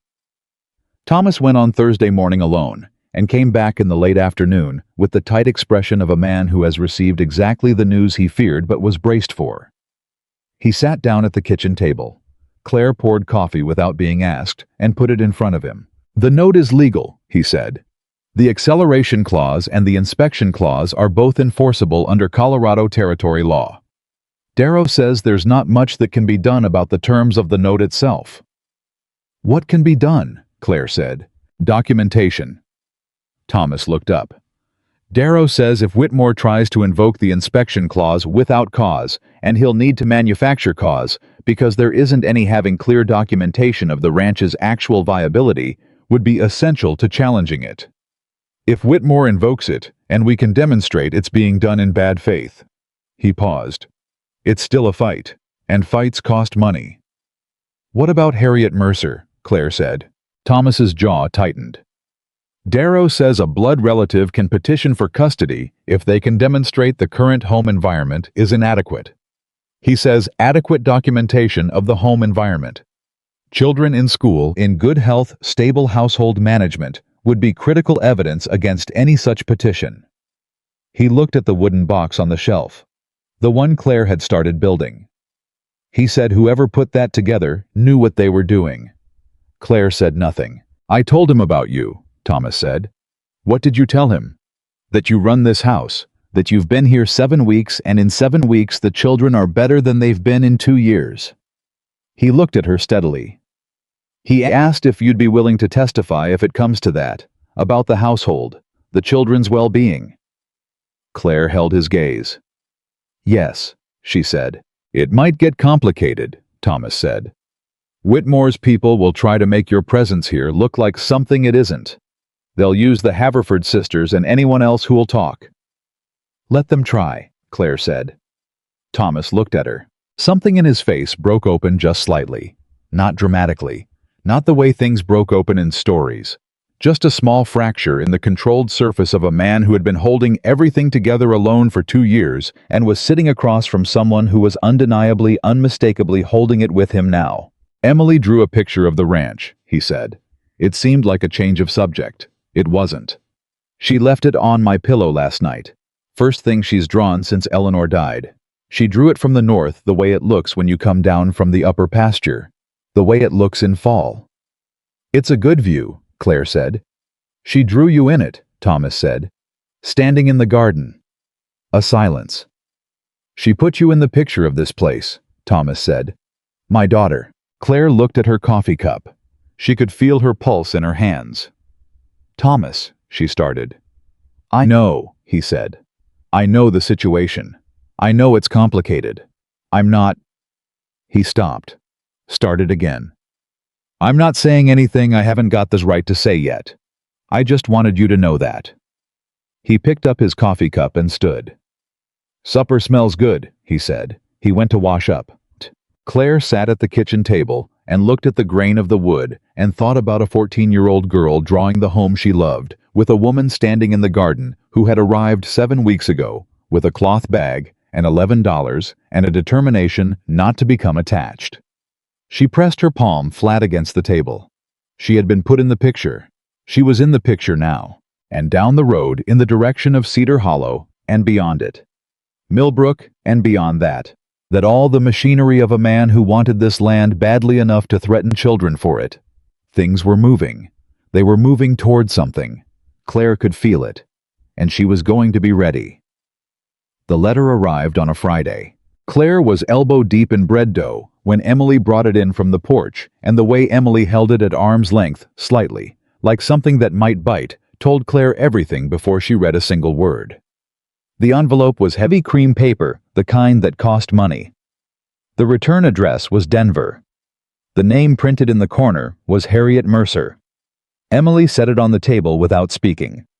Claire wiped her hands on her apron and looked at it. Does Pa know? Emily said. Not yet, Claire said. Go get your schoolwork. I'll handle this. Emily didn't move. She was 14, and she was not fooled. And she had Eleanor Walker's eyes, and they were currently fixed on that envelope with an expression that was part fear and part the particular fury of a young person who has been through enough and is deeply tired of more things arriving to threaten what remains. She wants us, Emily said. Doesn't she, Harriet? She wants to take us to Denver. Emily, Claire said, steady, calm. Go get your schoolwork. Emily went. Claire picked up the envelope. She read it standing at the kitchen counter quickly once through, then slower the second time. The language was formal and kind in the way that things are kind when they have lawyers behind them. Harriet Mercer expressed her deep concern for the welfare of Eleanor's dear children. She expressed her belief that Cedar Hollow and its circumstances could not provide what 5 children deserved. She referenced her comfortable home in Denver, her husband's stable income, their established community. She used the word flourish 3 times. She did not say the word custody. She didn't have to. Claire set the letter down. She stood at the counter for exactly 60 seconds and let herself feel everything she felt about it, because 60 seconds was what she allowed herself, and then she put it away and went back to the bread. When Thomas came in at noon, she handed him the letter without preamble. She watched him read it. She watched his face go through the same sequence. Hers had fast read, slow read. The jaw tightening incrementally with each sentence. A careful, deliberate flatness that was the Walker family's version of controlled fury. Flourish, he said. I noticed that too, Claire said. My children are flourishing right here, he said. Quietly. Dangerously quiet. Yes, Claire said. They are. And we have documentation that says exactly that. She sat down across from him. Thomas, this letter has a lawyer's fingerprints all over it. The language, the structure. Harriet didn't write this alone. He looked up. Whitmore, he said. I can't prove it, Claire said. But the timing has not escaped me. You go to Darrow and Millbrook 2 weeks later, Harriet Mercer sends a lawyer-drafted letter about your children's welfare. She met his eyes. Someone told her it was time to move. Thomas pushed the letter across the table away from him, like the distance would help. What do I do? He said. And it was the first time in all the weeks she had been here that she heard something genuinely fragile in his voice. Not weakness. Something more honest than weakness. The sound of a man who has been strong for a very long time, asking someone he trusts whether he's still doing it right. Claire felt the weight of that question like a hand on her chest. "You write back," she said, cordially. "You tell her you appreciate her concern. You invite her to come and see the children, in person, here."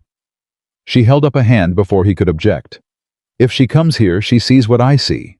She sees Jacob doing his mathematics at the kitchen table, and Emily drawing, and Lily playing music, and Noah watching everything with those careful eyes, and Ben—" Her voice did something she didn't intend. She steadied it. "And Ben talking about George the rabbit and whether rabbits could navigate by stars. She doesn't get to see that from Denver." Thomas stared at her. "And if she comes here and still decides, then we'll deal with that," Claire said. "But give her the chance to see the truth before she acts on someone else's version of it." He was quiet for a long moment. "You think she's a good person," he said. Not a question. He was reading her. "I think she loves Eleanor's children the way people love what they've lost," Claire said. From a distance, with guilt mixed in. "And I think someone has told her a story about these children that she had every reason to believe because she hasn't been here to see otherwise." She paused. "Give her otherwise." Thomas picked up the letter and folded it. "I'll write tonight," he said. Harriet Mercer arrived on a Tuesday 3 weeks later on the afternoon stage from Millbrook. Thomas had gone to collect her. Claire had stayed home because someone needed to be at the house, and because she had understood without being told that her presence at the stage depot would generate a particular kind of conversation in Cedar Hollow that would not help anyone. She spent the morning doing what she always did. She made the house right, not performing cleanliness, not staging it, but tending to it the way she had come to tend to it, because this was what the house needed, and this was what she did. She made sure the children's rooms were in order. She started a good supper. She made sure Bun had a clean shirt. Ben watched her move around the kitchen with his particular quality of attention. "Is the lady going to take us away?" he said. Claire stopped. She turned and looked at him. He was sitting at the kitchen table with George the rabbit in his lap, and he was looking at her with the directness that small children deploy when they have decided the situation requires a direct answer, and they will not be managed with soft language. "No," Claire said. "How do you know?" "Because you belong here," Claire said. "And I'm not going to let anyone tell the wrong story about that." Ben looked at her for a long moment. "Okay," he said, and went back to the rabbit. Claire went back to the stew. Her hands were not entirely steady. Harriet Mercer was not what Claire had expected. She had built a picture from the letter, formal, strategic, the kind of woman who signed things and sent them. What came through the door with Thomas that afternoon was a woman in her mid-40s, Eleanor's cousin, with Eleanor's coloring, and without Eleanor's ease in it, and eyes that went immediately to the children crowding the hallway, and filled with something that was unmistakably grief. She had not come as a legal opponent. She had come because she missed Eleanor Walker, and the children were the closest thing to Eleanor that remained in the world, and she had let her grief be shaped by someone else's purposes, and she did not yet know that. "Harriet," Thomas said in a voice that cost him something. "You know Emily, and Jacob." Emily extended her hand with her 14-year-old gravity.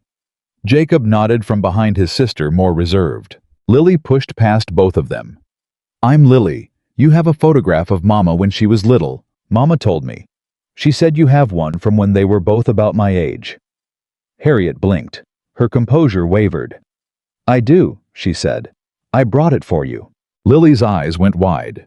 She grabbed Harriet's hand without further ceremony and began leading her toward the parlor, and Harriet followed with the stunned expression of someone whose careful preparation has been entirely bypassed by a 9-year-old.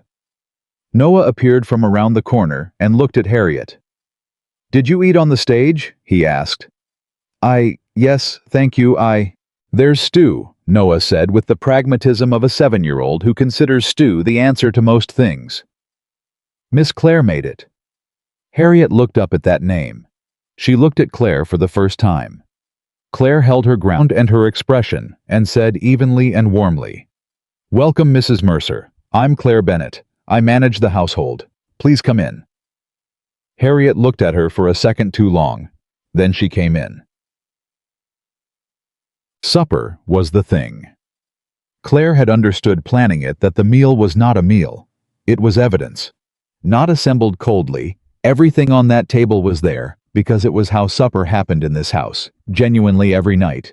But she was aware as she set it out, that every ordinary thing on that table was arguing a case. The bread. The stew with its proper balance. The butter that Emily had helped churn. The table laid by Lily, who had appointed herself table setter weeks ago, and took the job with seriousness. The pitcher of water Noah carried in without being asked. Jacob sitting down and pulling Ben's chair out for him without thinking about it. Thomas said grace. Harriet sat across from Emily and looked at the table and looked at the children, and Claire watched her taking it in with the expression of a woman recalibrating. The conversation at the table was ordinary. Lily told Harriet about the music box. Noah reported on something that had happened at school involving a frog that he considered hilarious, and nobody else seemed to find quite as funny though. Harriet smiled genuinely.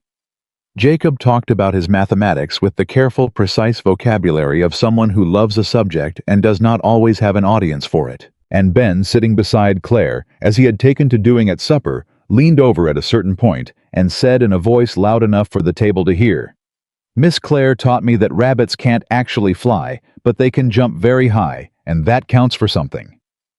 The table laughed. Harriet's eyes went from Ben to Claire. Whatever calculation had been in those eyes when she first walked in was changing.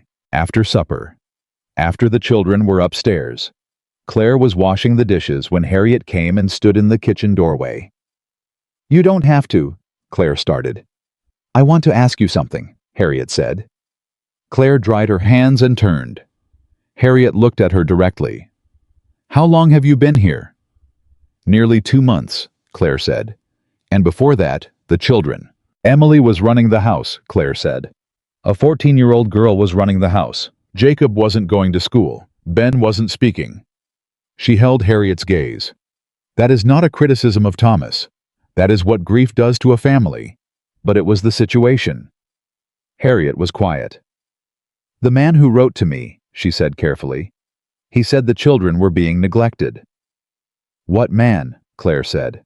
A pause. "He didn't give his name. A letter. He said there were concerns. He said as Eleanor's family, I had an obligation to—" Harriet stopped. She looked at something invisible. "He said Thomas couldn't manage, that the children needed better than what they had." "An anonymous letter," Claire said. Harriet's chin came up slightly. You thought you were acting on information," Claire said, carefully, without accusation. "I understand that. But I'd ask you to look at what you saw tonight.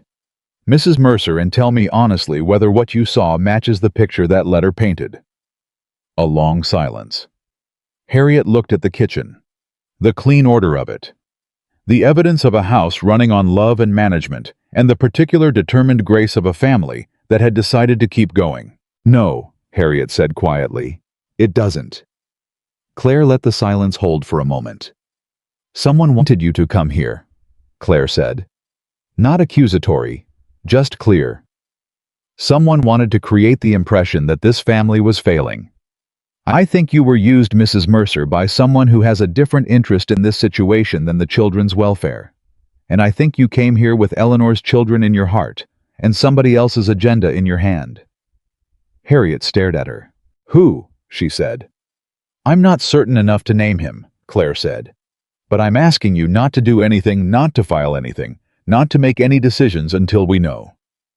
Harriet looked at her for a long time. "You love them," Harriet said. Not an accusation, an observation, surprised by itself. Claire didn't answer immediately. "They're not mine to love," she said finally. "But I can't help it." Harriet was quiet. "Eleanor would have liked you," she said. It was the most unexpected thing she could have said. Claire felt it like a key turning somewhere in her chest. "I hope so," she said. Harriet stayed 2 days. She spent those 2 days watching. Not with the critical assessment of an opponent, but with the quiet attention of a woman trying to understand something she had gotten wrong.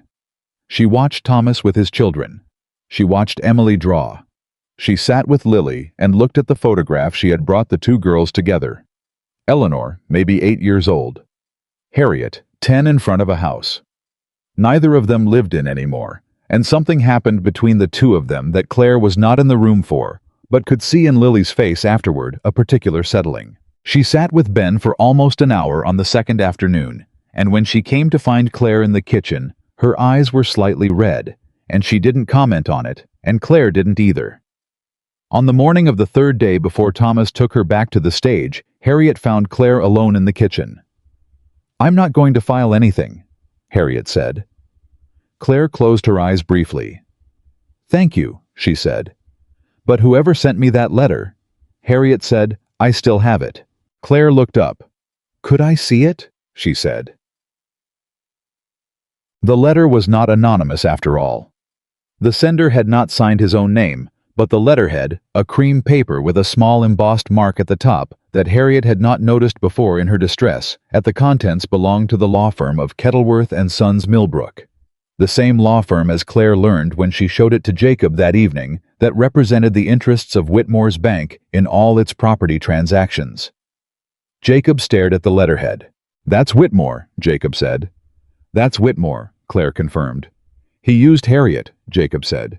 "He found Eleanor's cousin, and he used her grief to try to take us apart." "Yes," Claire said. Jacob looked at the letter for a long time. "Miss Claire," he said.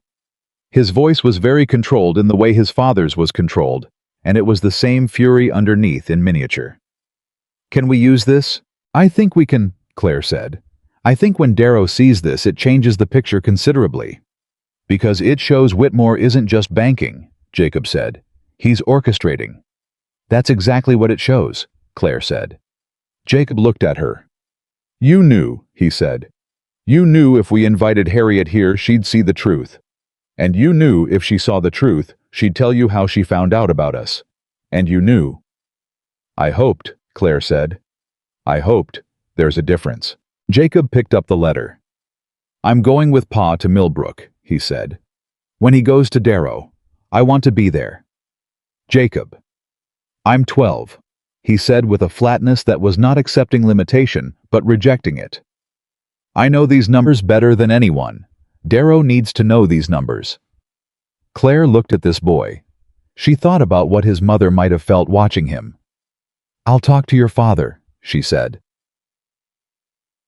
Thomas's reaction to the Whitmore letterhead was quieter than Claire expected, and more dangerous for its quietness. He held the letter for a long time. He set it down. He picked up his coffee cup and held it without drinking. "He went after my dead wife's family," Thomas said. "Yes," Claire said. "He found Harriet, and he used Eleanor's memory." The coffee cup in his hand was very still. "He used Eleanor's death to try to take my children." "Thomas." "No," he said. "Not to Claire. To something else. To the part of himself that had been afraid, that had been willing to believe powerful men always won. That had shrunk from the fight because he was exhausted and grieving and alone. No." He stood. He looked at Claire, and the look on his face was something she had not seen before. Not the cold, careful enduring Thomas Walker, but the version of him that existed underneath the endurance. The man who had been a different kind of man before Eleanor died, and had been trying to find his way back to that man ever since. "I'm going to Millbrook tomorrow," he said. "With Jacob." He paused. "I heard what the boy said. He goes." "Good," Claire said. Thomas looked at her. "You're going to stay," he said, "while I'm gone." "Of course I'm staying," Claire said. He nodded once. He picked up the letter. "Thank you for what you did," he said. "With Harriet." "She's a good woman," Claire said. "She deserved the truth." Thomas looked at the letter one more time. "He's not going to stop," he said. "This," he held it up briefly. "This is the kind of man who does not stop."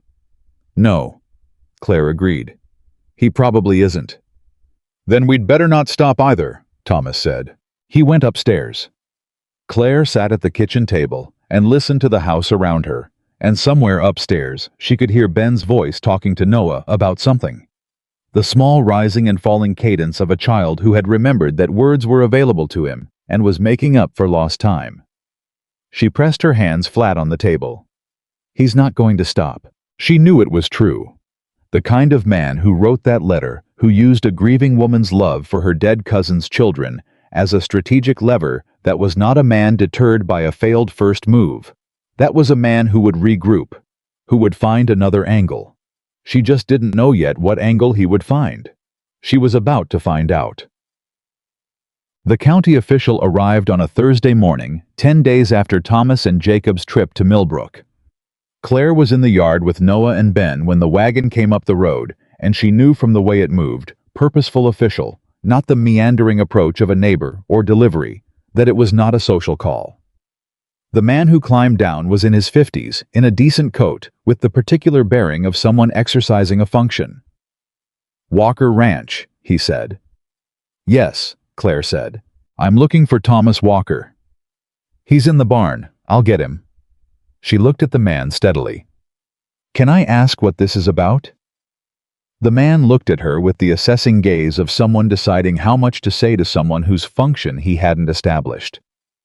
"County Welfare Inspector," he said. "We've received a complaint. I'm here to conduct an assessment of the household." Claire's stomach dropped. She kept her face entirely still. "I see," she said. "Please come inside. I'll get Mr. Walker." She got Thomas from the barn in 60 seconds, walking fast, not running. She told him in 10 words, "County Welfare Inspector, complaint filed, he's in the kitchen." Thomas's face did what his face did when he was containing something. "Go be with the children," he said. "No," Claire said. "I should be there. I know this house better than anyone. If he asks about the children's well-being, the school records, the household accounts, I know where everything is." Thomas looked at her. "All right," he said. The inspector's name was Calvin Marsh, and he had a notebook, and the methodical manner of a man who has conducted many such assessments and applies the same process to each one, regardless of what he expects to find. He was neither hostile nor warm. He was professional. He asked Thomas about the household, about finances, about the children's schooling, about medical care. Thomas answered each question steadily. Then Marsh asked, "Who is Miss Bennett, and what is her role in this household?" "She is our housekeeper," Thomas said. "She manages the house." "How long has she been in residence?" "Nearly 3 months." "And before that?" Marsh made a note. "Who managed the household?" "I did," Thomas said. "With the help of my daughter." "Your 14-year-old daughter?" "Yes." Marsh made another note. He looked at Claire. "Miss Bennett, in your assessment of this household and the children in it, what would you say about their welfare?" It was the question she had been prepared for. Not prepared because she had rehearsed it. Prepared because she had lived it. "The 5 Walker children are among the most resilient and capable children I've encountered in my life," she said. She kept her voice even and direct. "Emily, the eldest, is a gifted artist who is 14 years old and should be thinking about her future rather than carrying an adult's responsibilities. And since I've been here, she's been able to do exactly that. Jacob is brilliant with mathematics and returned to school 10 weeks ago after an absence caused not by neglect, but by his own determination to help his father, which is a testament to his character, not a mark against his upbringing. Lily is healthy and creative and has more energy than this house knows what to do with. Noah is thoughtful and perceptive. And Ben..." She stopped for half a second. "Ben spent the first months after his mother's death in near complete silence. He talks now. He talks about his rabbit, and about stars, and about things that 4-year-olds should be talking about." She paused. "These children are not suffering. They are healing. There is a difference." Marsh looked at her. "And who was it?" Marsh said slowly. "Who filed the complaint that brought me here today?" "I don't know," Thomas said. "Do you?" Marsh was quiet for a moment. He looked at his notebook. Then he looked up. "Complaints filed with the county welfare office are technically confidential," he said. "But I will tell you this." He paused. He was a man choosing his words with some care. "I've conducted many assessments in my years in this position.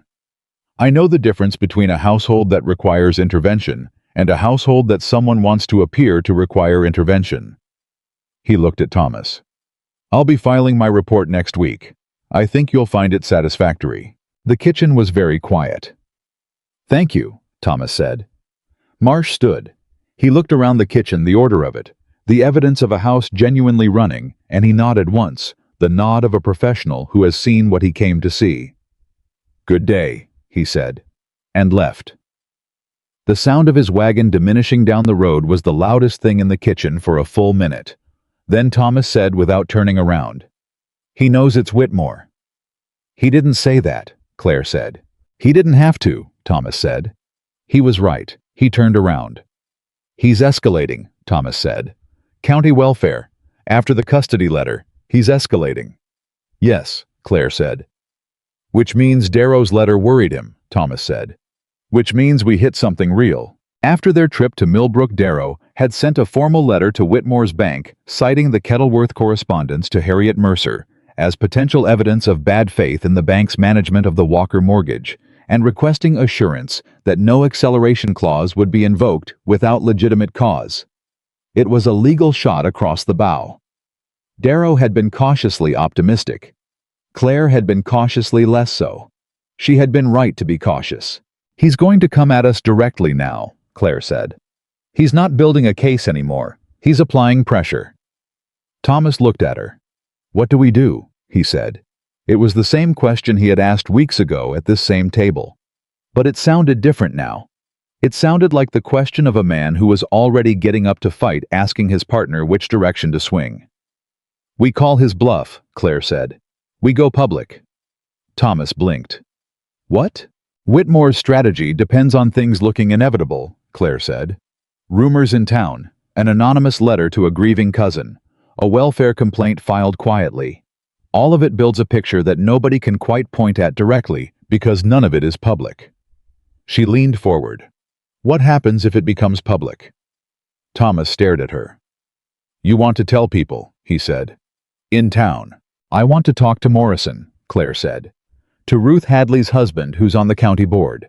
To the minister who knows everything that happens in Cedar Hollow and has standing when he speaks. I want the people in this town to know what Whitmore has been doing, not as gossip, but as documented fact. The Kettleworth letterhead. The welfare complaint filed 1 week after Darrow's letter. She paused. Whitmore needs people to believe the story he's writing. Take that away from him. Thomas was quiet for a very long time. If it works, he said finally, it changes everything. Yes, Claire said. And if it doesn't work, he said, he knows exactly what we have and what we're doing. He probably already knows, Claire said. Men like Whitmore pay attention to their opponents. The question isn't whether he knows we're fighting. It's whether we let him control the terms of the fight. Thomas looked at her. You've been thinking about this for a while, he said. Since the welfare inspector came through the gate, Claire said. He was quiet. Then, I'll go see Morrison today. Claire shook her head. I'll go, she said. You go see the minister. Thomas looked at her surprised. Whitmore's been working the story that this household is in disarray, and that your presence here is, she chose the word carefully, questioned. You walking into Morrison's general store to campaign for yourself reads differently than me walking in. She met his eyes. Nobody questions my investment in this family. Let me use that. He held her gaze. People will talk, he said, about you doing this, about you being involved. Let them talk, Claire said. I'm already in the picture. Thomas was very still. What did you say? He said. She realized what she had said. Emily told me, she said quietly, that she drew you in the picture, of the ranch. Thomas was looking at her with an expression she had been carefully not naming for weeks, the particular expression of a man who has something to say and has been holding it with both hands for a long time. Claire, he said. Don't, she said, softly. Not yet. Not in the middle of this. When this is over, she paused. When it's over. Will you wait until then? He looked at her for a moment that lasted considerably longer than its actual duration. I've been waiting for 2 years, he said. I reckon I can wait a little longer. It was not a declaration. It was not a promise spoken directly. It was Thomas Walker, plain and honest, saying the only thing he knew how to say, which was the exact truth. Claire held his gaze. Then she put on her coat. "I'll be back from town before supper," she said. She walked out. And Thomas Walker stood in his kitchen and watched her go, and then stood very still for another moment before he put on his own coat and went to see the minister, because the woman he was not yet saying things to had just walked out to fight for his family, and the least he could do was be fighting beside her. Morrison listened. He listened the way old men with general stores listen behind the counter, hands flat on the wood, not interrupting. Claire put the facts in front of him plainly. The anonymous letter through Kettleworth's office. The welfare complaint filed the week after Darrow's letter. The pattern. Morrison's face over the course of 5 minutes moved from neutral to troubled to something considerably harder. "Whitmore's been banking half this county for 20 years, he said. "I know," Claire said. "People owe him money. Good people." "I know," Claire said. "I'm not asking you to make enemies, Mr. Morrison. I'm asking you to know the truth about what's happening to a family that has been through enough." Morrison looked at her. "Thomas Walker is a good man," he said. "Yes, sir," Claire said. "He is." A long silence. "The Hadley family," Morrison said slowly. "And the Pratt brothers. And the widow Jansen. They all hold notes at Whitmore's bank." He was thinking aloud, not to her specifically, arranging something in his mind. Any of them find themselves in the same position Thomas is in, and now they know what to look for. He said this as a simple fact, as though the thought had arrived on its own. "Yes," Claire said. Morrison picked up a tin from the counter that did not need to be moved and moved it. "You tell Thomas Walker," he said, "that some of us have been watching Whitmore for a while." He looked at Claire over his spectacles. "He's not as protected in this town as he thinks he is." Claire looked at the old man behind this counter. "Thank you," she said. "Don't thank me," Morrison said. "Buy some flour." She was halfway back up Millbrook Road when the second wagon came. She heard it before she saw it, moving too fast for the road, the way urgent things move. She stepped to the shoulder, and it rattled past her, and she saw with a clarity that turned her cold the Whitmore Banking Company insignia on the side panel. She turned and watched it go. It was heading up toward the Walker Ranch. She started walking faster. Then she stopped. She started running. She was not a woman who ran.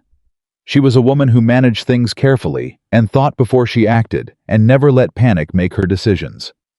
But she was running now, her boots on the hard road, her coat flying, because that wagon was going to Thomas's house, and Thomas was at the minister's, and the children were home, and Emily was 14 years old and had already carried too much.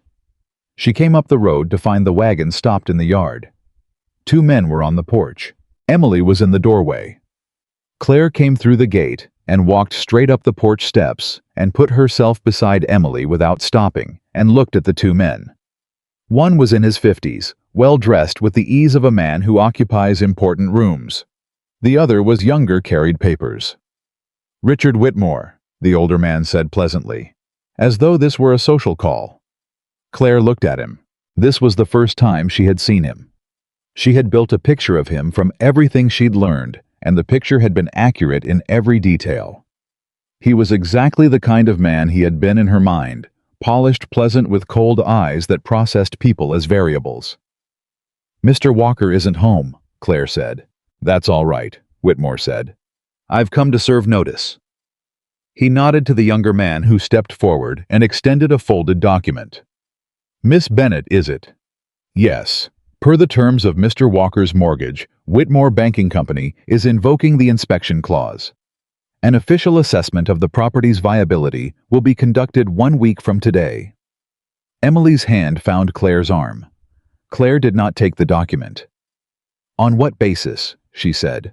"On the basis of ongoing concerns about the borrower's ability to service the debt," Whitmore said. Pleasantly. Always pleasantly. "Mr. Walker is current on every payment," Claire said. "The inspection clause does not require a missed payment," Whitmore said. "As I'm sure you know, Miss Bennett." She looked at him. She looked at him for a long moment, and she understood with complete clarity what was happening. This was the direct move. This was Whitmore deciding the careful approach had taken too long and making his play. The inspection would find whatever he decided it would find. His inspector, his report, his determination of viability. "Emily," Claire said quietly without looking away from Whitmore. "Go inside." "Miss Claire."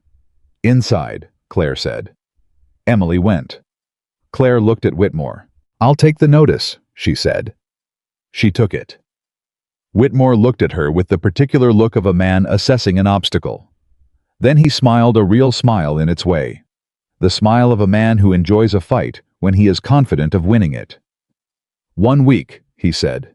He tipped his hat. He walked back to the wagon. Claire stood on the porch of the Walker Ranch holding the inspection notice in both hands and watching Richard Whitmore's wagon go back down the road towards Cedar Hollow. And she thought, "You have been doing this carefully for months, and it has not worked, and now you are doing it directly.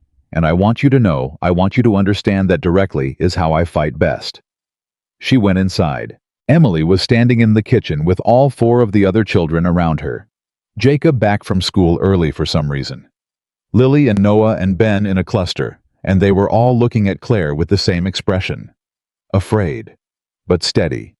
Because she was there, and she was steady, and they had learned all of them to read her face for what was actually happening. Claire looked at them. She set the notice on the table. "We have 1 week," she said, "and we are going to use every hour of it." Jacob looked at the notice.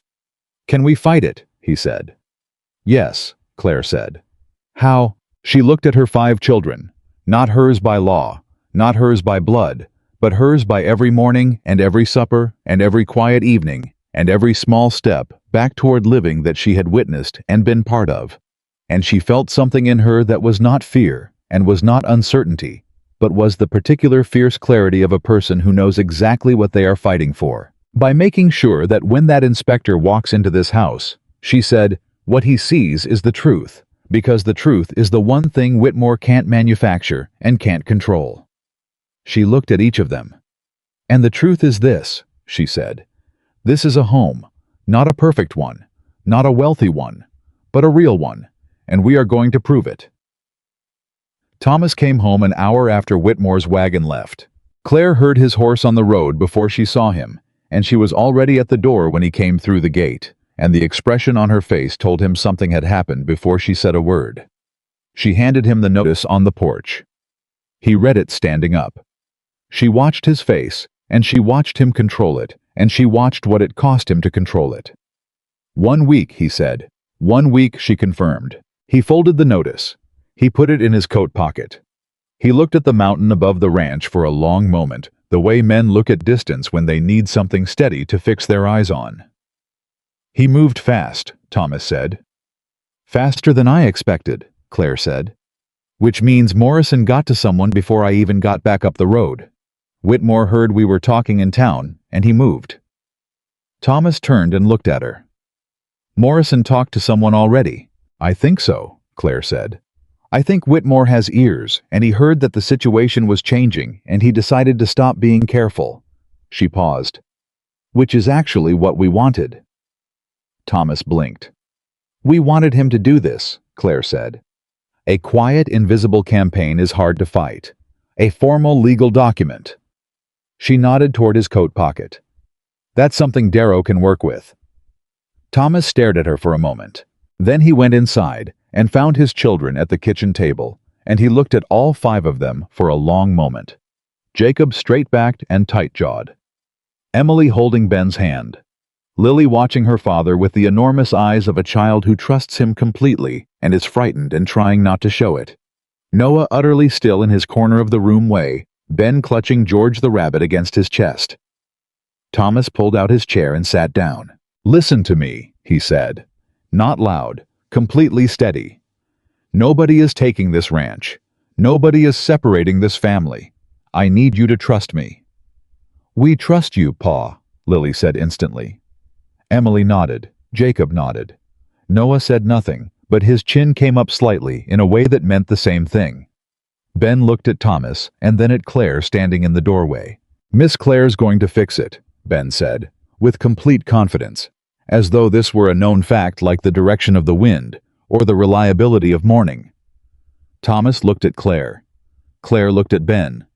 She felt something enormous, an almost unbearable move through her chest, and she pressed it down, because there was no time for it right now.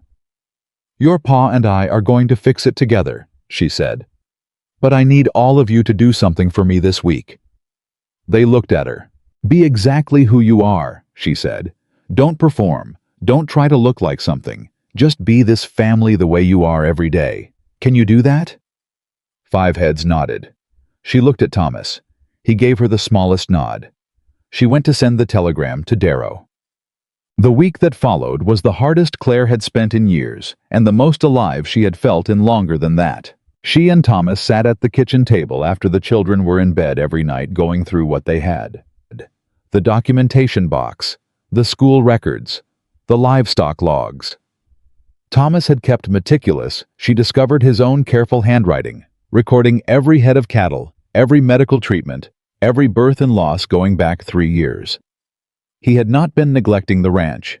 He had been documenting it obsessively, a man who knew somewhere in the back of his mind that he might need to prove what he was doing. "Why did you keep these?" Claire asked on the second night, holding up a ledger of the livestock logs. Thomas looked at it. "Eleanor used to say, 'Write everything down,'" he said. "She said you could always forget what you knew, but you couldn't argue with what was written." He paused. "I kept it up after she died because it felt like doing something she told me to do." Claire set the ledger down carefully. "She gave us our defense," she said quietly. Thomas looked at the ledger. "Yeah," he said, "I reckon she did. They worked until midnight most nights." Thomas organizing the ranch records. Claire organizing the household documentation. Jacob, who had begun appearing at the kitchen table at 9 o'clock with the specific expression of a boy who had gone to bed and then decided he was needed, working on a clear summary of the financial accounts that showed in his precise 12-year-old handwriting the trajectory of the Walker finances over the past year. Not declining, but stabilizing month by month, the slow work of a family getting its feet under itself again. Claire found him there on the third night at nearly 10 o'clock and said, "Jacob, bed." "I'm almost done," he said. "You have school tomorrow." "I know." He didn't look up. "One more column." She sat down across from him and watched him work, and after a moment she said, "Your father knows what you're doing." Jacob's pen kept moving. "Good. He's proud of you." Jacob paused, set the pen down slightly, picked it back up. "He doesn't have to be," he said, in the tight, complicated voice of a 12-year-old who wants very much to hear something and is embarrassed to want it. "He told me," Claire said. "2 nights ago. He said, 'That boy is going to be something remarkable.' His exact words." Jacob was very still. "He said that," he said. "His exact words," Claire repeated. Jacob looked at his ledger column for a moment. "Okay," he said, and finished the column and went to bed without another word, but the set of his shoulders going up the stairs was different than it had been coming down. Claire sat alone at the kitchen table and thought about Thomas Walker saying those words about his son. She had been standing in the doorway, and he hadn't known she heard, and she thought about 5 children who had been trying to deserve a father who had been trying to deserve them, and how neither side had understood that the other side already felt it. And she thought about how a family could be so full of love and so starved for the expression of it at the same time. She added it to the list of things she was going to change. Darrow came from Millbrook on Thursday. He sat at the kitchen table with his reading spectacles and his case and his 20 years of territory law, and he went through everything. Claire and Thomas had assembled, and when he was done, he was quiet for a full minute, which Claire had learned meant he was thinking rather than concerned. "This is thorough," he said finally. "Will it be enough?" Thomas said. Darrow looked at him over his spectacles. "The inspection clause is legal," he said. "The inspector Whitmore sends will conduct a formal assessment. I cannot stop that from happening." He paused. "But what I can do is ensure that anyone who reads that assessment in any subsequent legal proceeding also reads this." He touched the documentation box.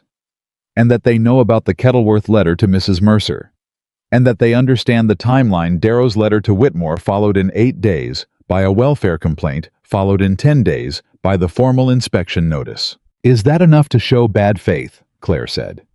It's enough to raise serious questions, Darrow said. And in a court of law, serious questions about a creditor's motivations matter. He looked at Thomas. The bigger concern is the inspection itself. If Whitmore's inspector finds anything that he can characterize as a viability concern, that gives Whitmore cover. The bad faith argument becomes harder if there's any legitimate basis for the inspection. There's nothing legitimate to find, Thomas said. I believe you, Darrow said. But the inspector isn't my man. He's Whitmore's. He paused. I'd like to arrange for a second inspector. An independent assessor, someone whose relationship with Whitmore's bank cannot be questioned. I have a man in mind. Samuel Ayers. He's assessed half the properties in this territory, and he has a reputation that nobody argues with. 2 inspectors, Claire said. Whitmore's inspector files his report, Darrow said. Ayers files his. If the reports conflict, a court will want to know why. And I'll have very pointed questions for anyone trying to explain why Whitmore's inspector saw something Ayers didn't. Thomas looked at Claire. Claire looked at Darrow. How much does Ayers cost? She said. Darrow named a figure. Thomas's jaw tightened. It was not a small figure. I have it, Claire said. Both men looked at her. She had been saving. Every week for 3 months, setting aside a portion of her wages in the tin she kept in her room. Not for Denver anymore, not for a fresh start, somewhere with better prospects, but because she had understood somewhere around week 5 that this was the emergency fund for a household she was part of, and she should treat it accordingly. She had not told Thomas this. He was looking at her now with an expression she could not quite read. Claire, he started. Thomas, she said. Let me do this. A silence. It's your savings, he said. I know what it is, she said. I know what I want to do with it. He looked at her for a long moment. He looked like a man fighting the impulse to say something that he had decided to wait on and winning barely. All right, he said. Darrow looked between them with the expression of a lawyer who has learned to observe human situations without commenting on them. I'll contact Ayers today, he said. Ciao. Samuel Ayers arrived on Saturday morning, 2 days before Whitmore's inspector was scheduled. How was a compact, gray-haired man in his 60s who moved through the ranch with the efficient economy of someone who has assessed hundreds of properties and knows exactly what he is looking for. He spoke little. He looked at everything. He went through the barn and the livestock records and the fencing with Thomas. He went through the household accounts and the school records and the medical history of the children with Claire. He spent 45 minutes going through the documentation box alone. He asked Claire one question during that 45 minutes. Did you assemble this? Jacob and I, she said, with his father's records. Ayers looked at her. How long have you been in this house? He said. 3 months, she said. He looked back at the documents. The household financial management improved significantly approximately 3 months ago, he said in the neutral tone of an observer noting a fact. Yes, Claire said. Ayers turned a page. Good work, he said, and kept reading. It was the professional equivalent of high praise, and Claire received it in the same register it was offered. After his assessment, Ayers sat with Thomas on the porch for 15 minutes. Claire stayed inside, but she was in the kitchen with the window open, not because she was eavesdropping, but because she was right there and the window was open. She heard Ayers say, strong property, viable operation. Someone wants you to think otherwise. She heard Thomas say quietly, I know. My report will reflect what I found, Ayers said, which is a functioning ranch and a functional family. Nothing more and nothing less. That's all I need, Thomas said. Ayers left before noon. Thomas came inside. He stood in the kitchen doorway. He said it was a strong property, he said. I heard, Claire said. Thomas looked at her. You heard. The window was open, she said. He almost smiled. Almost. 2 days, he said. 2 days, she confirmed. Sunday was quiet in the specific way that days are quiet when something is coming. The children felt it. Children always felt the quality of adult tension, even when it was carefully managed, like they had antennae for it, and they compensated in their particular ways.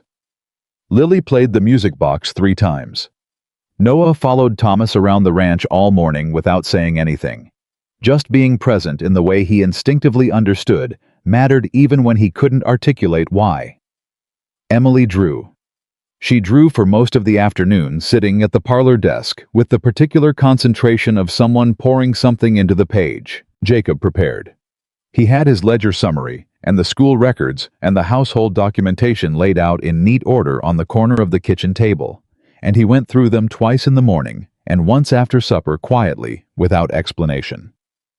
Ben sat with Claire. He sat beside her wherever she was at the kitchen counter, at the basin, at the table in the afternoon. Not clinging, not frightened exactly. Just present the way a small child stays close to the person they trust when the air has a particular weight to it. In the afternoon, he said, without looking up from George the rabbit, "What happens if the man says bad things about our house?" Claire kept her hands moving on what she was doing. "Then we show him and everybody else that the bad things aren't true," she said. "How? By telling the real story," she said. "The real story is always stronger than a made-up one, Ben, because the real story has you in it." Ben looked at her. "Me," he said. "You," she confirmed. "And Emily and Jacob and Lily and Noah and your pa. Real people are harder to argue with than made-up ones." Ben considered this. "George too," he said. "George too." Claire agreed. Bun went back to the rabbit. That evening, Thomas found Claire on the porch after the children were in bed. He didn't say anything for a while. They stood in the cold together, looking at the dark shape of the mountain above them, and the stars, which were very clear, and the lights of Cedar Hollow far down the road. "I need to tell you something," Thomas said. Claire waited. "Whatever happens tomorrow," he said, "and whatever happens after, I need you to know that this family, these children, they are different because of you. Emily draws. Jacob goes to school. Ben talks." He stopped. "I was losing them. Not losing them the way Whitmore means it. I was losing the thread. The thing that keeps a family, instead of just people living in the same house." He was looking at the mountain rather than at her, because this was hard for him to say, and it was easier not to have it be a face-to-face conversation. "You came in and you picked up the thread." Claire was quiet for a moment. "You would have found it," she said. "Maybe," he said. "But you found it first, and I don't know how to—" He stopped again. "I don't have the right words for what I'm trying to say." "Thomas," Claire said. He looked at her. "When this is over," she said, "you can have all the time you need to find the words." He held her gaze. Something moved between them in the cold and the dark. Something that had been building for months and was very close now to the surface, and they both knew it, and they both by unspoken agreement held it at exactly the distance they had decided on. When this was over. "Good night," he said. "Good night," she said. He went inside. She stayed on the porch for a little while longer, looking at the mountain, feeling the cold, thinking about tomorrow, and about all the tomorrows after it, that she now understood with complete clarity, planning to be here for. Whitmore's inspector arrived at 10 in the morning. His name was Holt. He was in his 40s, efficient with the manner of someone performing a procedure rather than making an assessment. He had a clipboard. He had a list of criteria. He worked through them with the mechanical precision of a man who knows what his report will say before he writes it. Thomas walked with him. Claire stayed in the house. She stayed in the house because that was where the household evidence was, and because she wanted to be there if he came inside, and because she had understood without being told that her role today was different than Thomas's. Thomas was the landowner. She was the household. 2 different cases, 2 different witnesses, 2 different bodies of evidence. Holt came inside at 11. He looked at the kitchen. He looked at the state of the house. He opened the cupboards, she did not object, and looked at the stores. He looked at the children's rooms. He looked at everything with his clipboard. He found Claire in the kitchen when he was done. "The children are in school," he said. "They are," Claire said. "I can provide the school attendance records if you'd like to see them." He looked at her. "You're the housekeeper." "I manage the household," Claire said. "And your relationship with Mr. Walker is professional," Claire said, calmly, without heat. "I was hired to manage this household. I've done so for 3 months. The records of the household's functioning in that period are in this box." She placed the documentation box on the table between them. School records, medical records, household accounts, supply receipts, letters from neighbors attesting to the family's standing in the community. She opened the lid. "I'd encourage you to look carefully." Holt looked at the box. He looked at Claire. Something shifted in his professional assessment. A very small shift, barely perceptible, the recalibration of a man who came to find something wrong and is not finding it and is now trying to decide what to do with that. He looked through the box. He spent 20 minutes with it. He did not write much on his clipboard while he was looking. When he closed the box, he said, "This is thorough." "Yes," Claire said. "It is." He picked up his clipboard. He looked at her one more time. Then he left. Claire stood in the kitchen for 30 seconds after he left. Then she sat down very slowly in the nearest chair and pressed both hands flat on the table and breathed. Thomas came in through the back. He looked at her face. "How did it go?" he said. "I don't know," she said. "He looked at everything. He didn't tell me anything." She paused. "He said it was thorough." Thomas pulled out a chair and sat down. "Same outside," he said. He walked every fence line, every inch of the barn. He looked at the livestock records in the barn office for 30 minutes. Did he say anything? He said the property was well maintained for its size and operational stage. Thomas paused. He looked surprised, like he expected something different. Claire looked at the table. "He did expect something different," she said. "Whitmore told him what to expect." "And instead he found a real ranch," Thomas said. "Yes," Claire said. Thomas reached across the table. He put his hand over hers. It was brief, deliberate. The simple contact of one person telling another person, "I'm here. We're in this together. You are not alone." Then he took his hand back. Claire kept her eyes on the table for a moment. "Now we wait," she said. "Now we wait," he agreed. They didn't have to wait as long as they expected, and the news came from a direction neither of them anticipated. Morrison sent word on Wednesday through his delivery boy that there was something Thomas needed to hear in town. Thomas went alone. He came back 2 hours later. He came in, and the look on his face was not the face of a man who had received good news or bad news. It was the face of a man who had received news that required a moment of stillness to absorb. Claire waited. He sat down. "Holt filed his report yesterday," he said. "And," Claire said, "and apparently he filed a report that Whitmore did not expect." Thomas looked at her. Morrison heard it from the county clerk's son who works in the filing office. The report found the Walker Ranch to be a viable operation with no legitimate basis for invoking the acceleration clause. The kitchen was very quiet. "He told the truth," Claire said. "He told the truth," Thomas confirmed. He paused. "Morrison says Whitmore was in the county offices yesterday afternoon, and he was not quiet about his reaction." "Good," Claire said. And she meant it. A quiet Whitmore was a careful Whitmore. An angry Whitmore might make mistakes. "There's more," Thomas said. He looked at her steadily. "The county board is meeting Friday. Morrison says 3 of the board members have requested that Whitmore's banking practices as they relate to property acquisition in this county be discussed." He paused. Morrison talked to more than just one person apparently. The Hadley family, the widow Jansen, the Pratt brothers. They all hold notes at Whitmore's bank. They've all been watching what happened to us. Claire stared at him. "Morrison did that," she said, "after I talked to him last week." "Morrison's been waiting for a reason," Thomas said. "We gave him one." The thing that had seemed like the weakest move, going to a general store owner rather than a lawyer, talking to a community rather than a court, had turned out to be the strongest move because banks survived on community trust. and community trust was exactly what was now moving against Richard Whitmore. "He's not done," Claire said. "He's going to come back at this." "Probably," Thomas agreed. "But now he knows we're not alone," Claire said. "That changes his calculation." "Yes," Thomas said. He looked at her. "You figured that out months ago." "I figured it out when I saw how small this town was," Claire said. "Small towns have long memories, and Whitmore has been operating in this one for 20 years. That cuts both ways." Thomas was looking at her with the particular expression she had learned to recognize as Thomas Walker looking at something that meant more to him than he was currently saying. "I need to ask you something," he said. "All right," Claire said.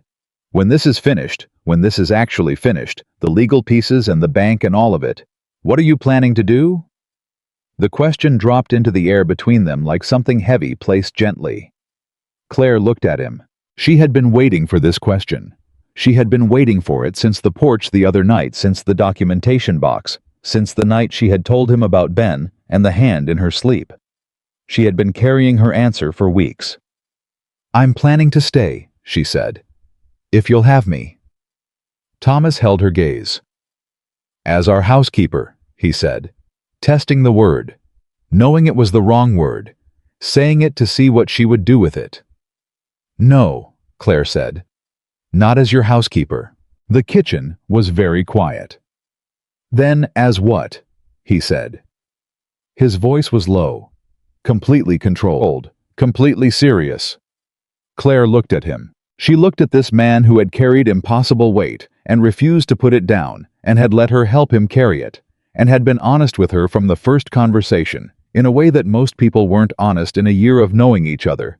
And she thought about 5 children who had put her in a drawing of their home and talked to her about rabbits and stars and brought her broken music boxes and sat beside her in the dark. "As the person who stays," she said, "whatever that means." Thomas was very still. "I think I know what it means," he said. "I think you do too," Claire said. He looked at her for a long moment. "I said I'd wait until it was over," he said. "You did," Claire said. "It's not quite over yet," he said. "No," she agreed. "It's not." "But it's close," he said. "Yes," she said. He reached across the table again. This time he didn't take his hand back. She turned hers over. They sat like that for a moment, one hand over the other in a kitchen that still smelled like coffee and bread, in a house that had learned to breathe again on a ranch that someone had tried to take and had not taken while 5 children were at school being exactly who they were. Then Thomas said very quietly, "Thank you for not leaving." "Thank you for letting me stay," Claire said. He squeezed her hand once. He let go. They both picked up their coffee cups, and outside the county board was calling a meeting, and Darrow was filing his counter documentation, and Morrison was talking to more families about what Whitmore had been doing, and the whole machinery of consequence was beginning to turn in a different direction. But in the kitchen for that particular moment, it was just 2 people sitting across a table, and the quiet was the kind of quiet that has warmth in it instead of weight. The Friday board meeting was not a hearing. It was not a formal proceeding. But the 4 men who attended from the county, Morrison among them, along with Hadley and 2 others, made clear to the board what they understood had been happening, and they presented the Kettleworth letter and the timeline, and they asked questions that required answers. Darrow had told Claire this would happen. He had also told her what the likely result was. "Whitmore isn't going to face criminal charges from a county board meeting," Darrow had said, carefully. "That's not what this accomplishes. What it accomplishes is that the community's understanding of his practices changes. Banks run on trust, Miss Bennett. When the trust changes, the bank changes." "Will it be enough to protect the ranch?" Claire had asked. "Combined with Holt's report and Ayers's independent assessment and the bad faith documentation we've assembled, yes," Darrow said. "I believe it will be enough to make invoking the acceleration clause against the Walker property more trouble than it's worth to Whitmore." "He'll go after someone else," Claire said. "Probably," Darrow said. "But that's a different fight. We're fighting this one." And they had. And it appeared by Friday evening that they had done it well enough. Thomas heard from Darrow by telegram Saturday morning. 2 sentences. Board meeting produced significant discussion. Recommend you contact office Monday for full update. He showed Claire the telegram. She read it. Significant discussion, she said. That's Darrow, Thomas said. He calls a wildfire a significant atmospheric event. Claire laughed. Thomas smiled at the sound of it. I think we did it, he said quietly. I think we started doing it, Claire said carefully. Let's hear from Darrow Monday before we... From upstairs came a crash. Then Noah's voice loudly explaining something. Then Lily's voice louder arguing with the explanation. Then Emily from somewhere telling both of them to stop. Then Ben appearing at the top of the stairs in his nightshirt, looking down at the two adults in the kitchen below with the profound gravity of a 4-year-old delivering important news. George fell off the bed. Thomas looked up at his son. Is George all right? He asked. Ben considered this. He says so, he said. But he's a little mad. Tell George I apologize, Thomas said. Ben nodded seriously and disappeared. The argumentation upstairs continued. Thomas looked at Claire. Claire looked at Thomas. They were both smiling.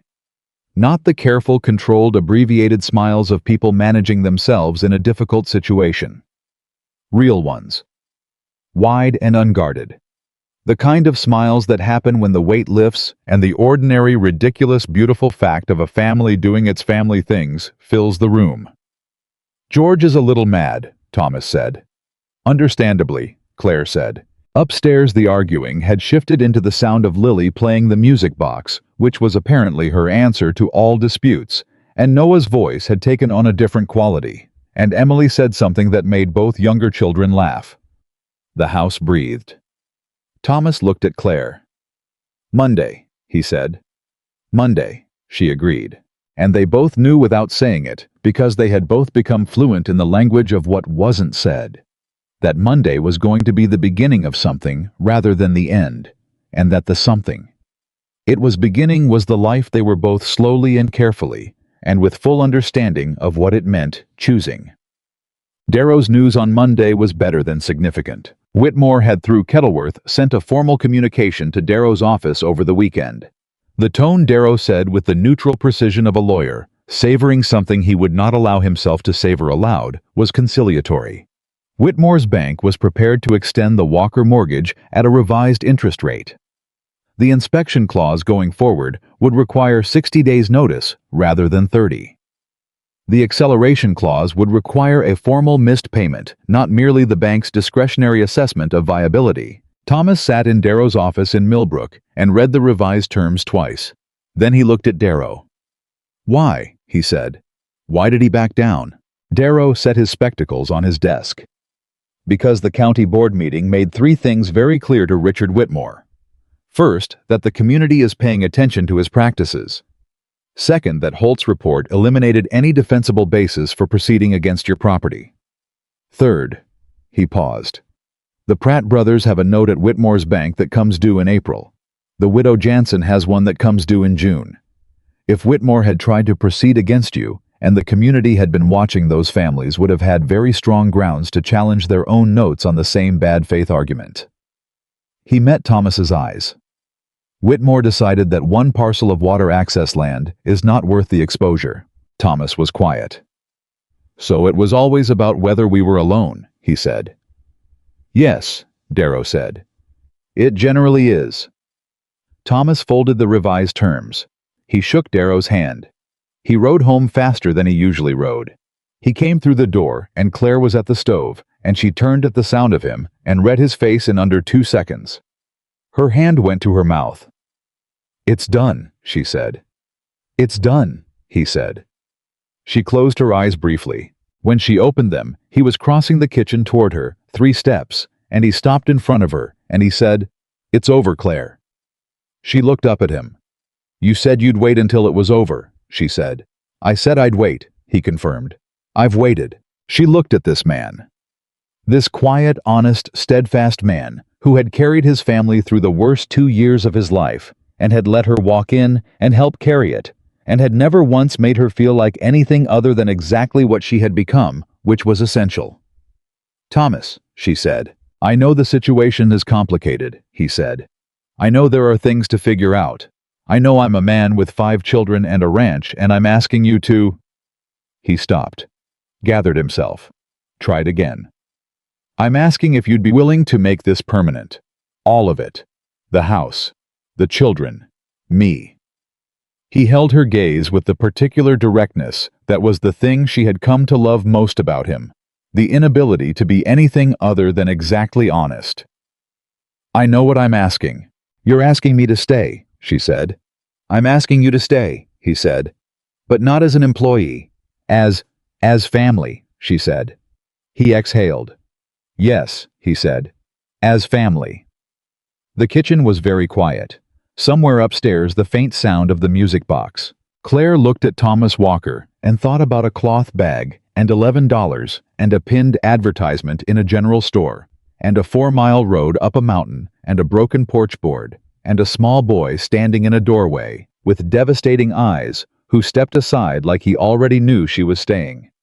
"Yes," she said. Thomas looked at her.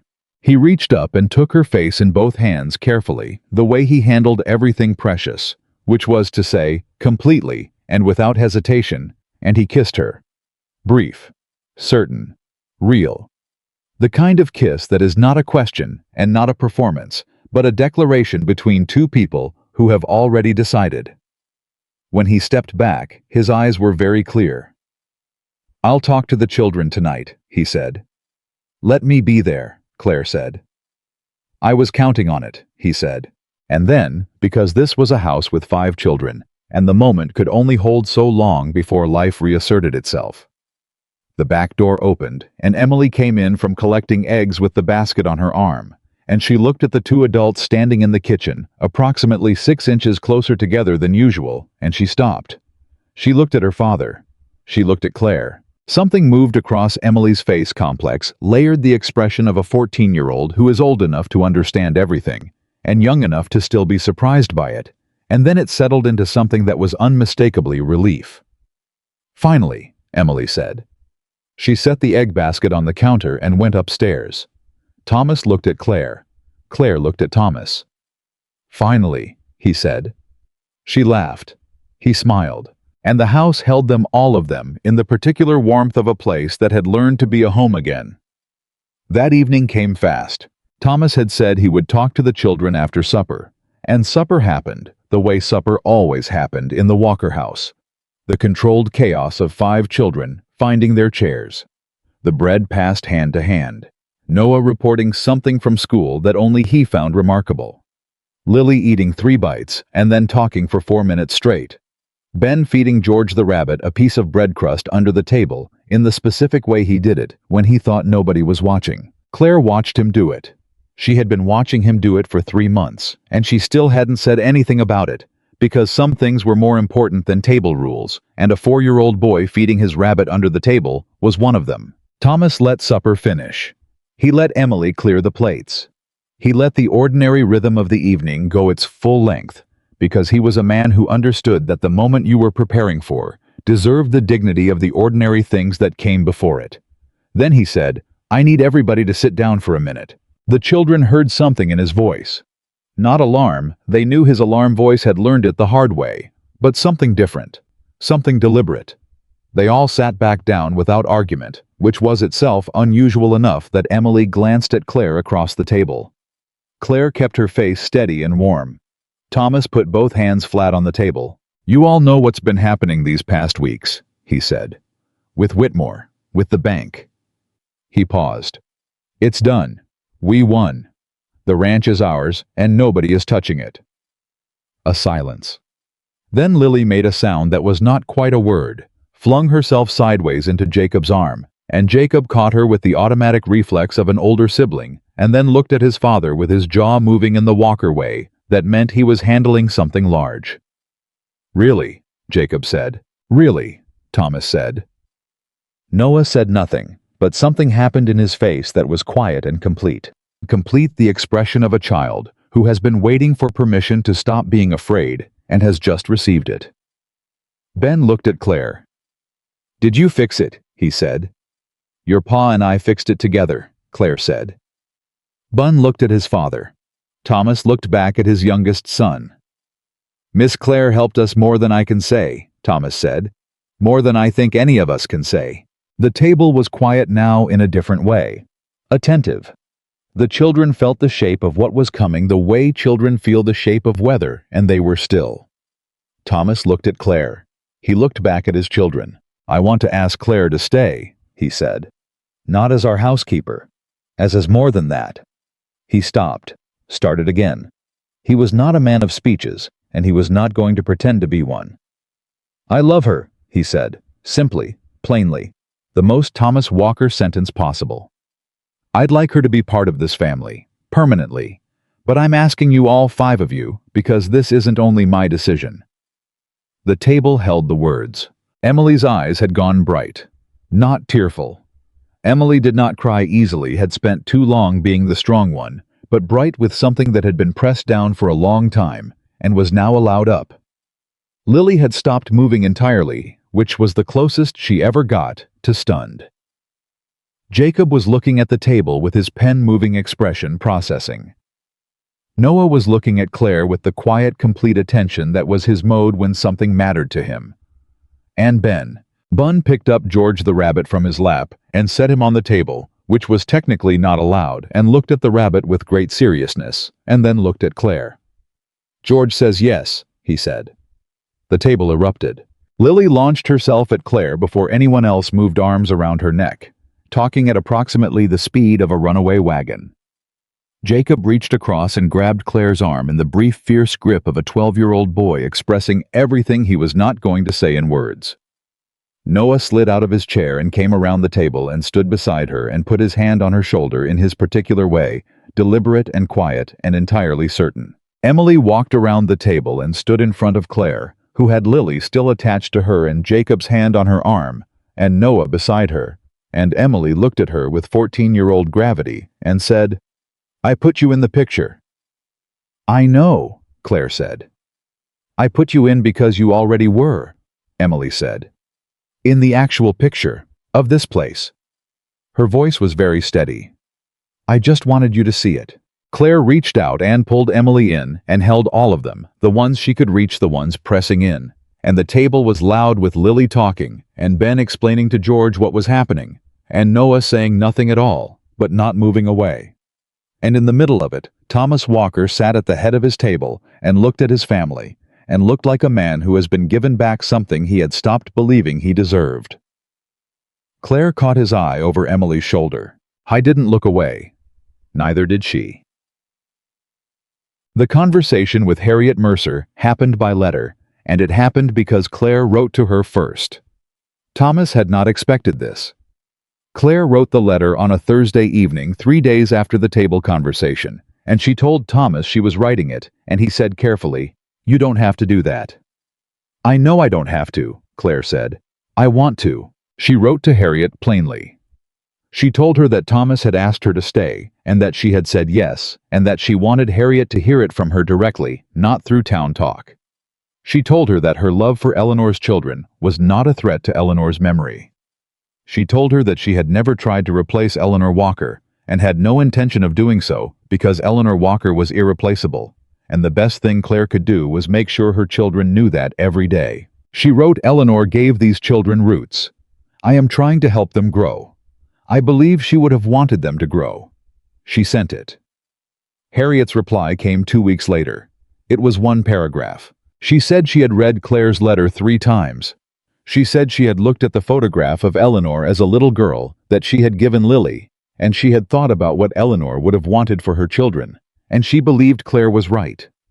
She said she was sorry for her part in what Whitmore had set in motion, and that she hoped to visit again someday, and that she was glad the children had someone who fought for them the way Claire had. She signed it with gratitude and something that feels very much like relief. Thomas read it after Claire. He set it down carefully. "You didn't have to do that," he said again.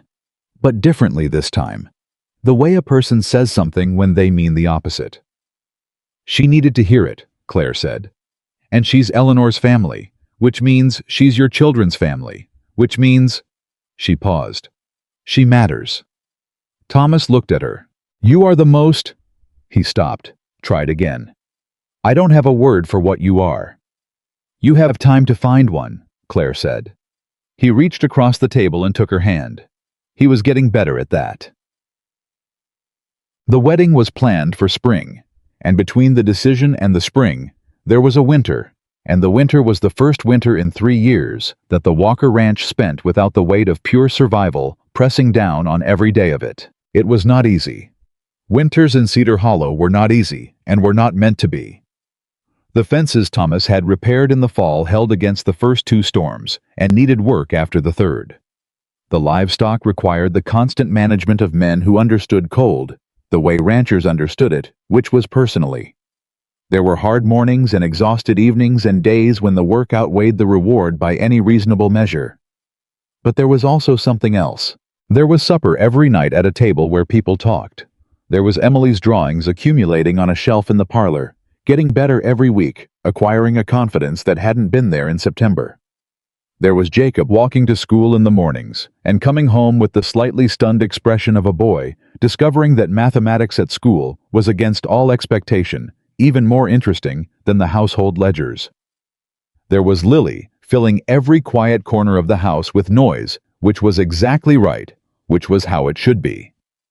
There was Noah becoming gradually, and on his own timeline, a child who said more, not a loud child, never that, but a present one. A boy who had decided that the world was probably safe enough to be in fully. And there was Ben.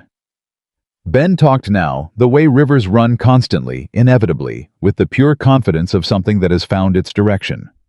He talked about George the rabbit, and about stars, and about what he was going to be when he grew up, which changed weekly. He talked at breakfast and through supper, and sometimes appeared at Claire's bedside door in the early morning to tell her something he had remembered from a dream. He called her Miss Claire still. He had been calling her that since the first week. One morning in January, standing in the kitchen while Claire made the breakfast bread, he said without any particular preamble, "What do I call you after?" Claire looked at him. "After what?" she said. "After you and Pa get married," he said with the practical directness of a 4-year-old for whom this was a logistics question, not an emotional one. Claire set down the dough. She thought about it honestly, the way Ben's questions required honest thinking. "What do you want to call me?" she said. Ben looked at George the rabbit, who was sitting on the kitchen chair that had apparently become his chair. "George says Mama," Bun said. "But George is a rabbit, and he doesn't understand complicated things." Claire's chest did the enormous, unbearable thing it did sometimes. She crouched down to Ben's level.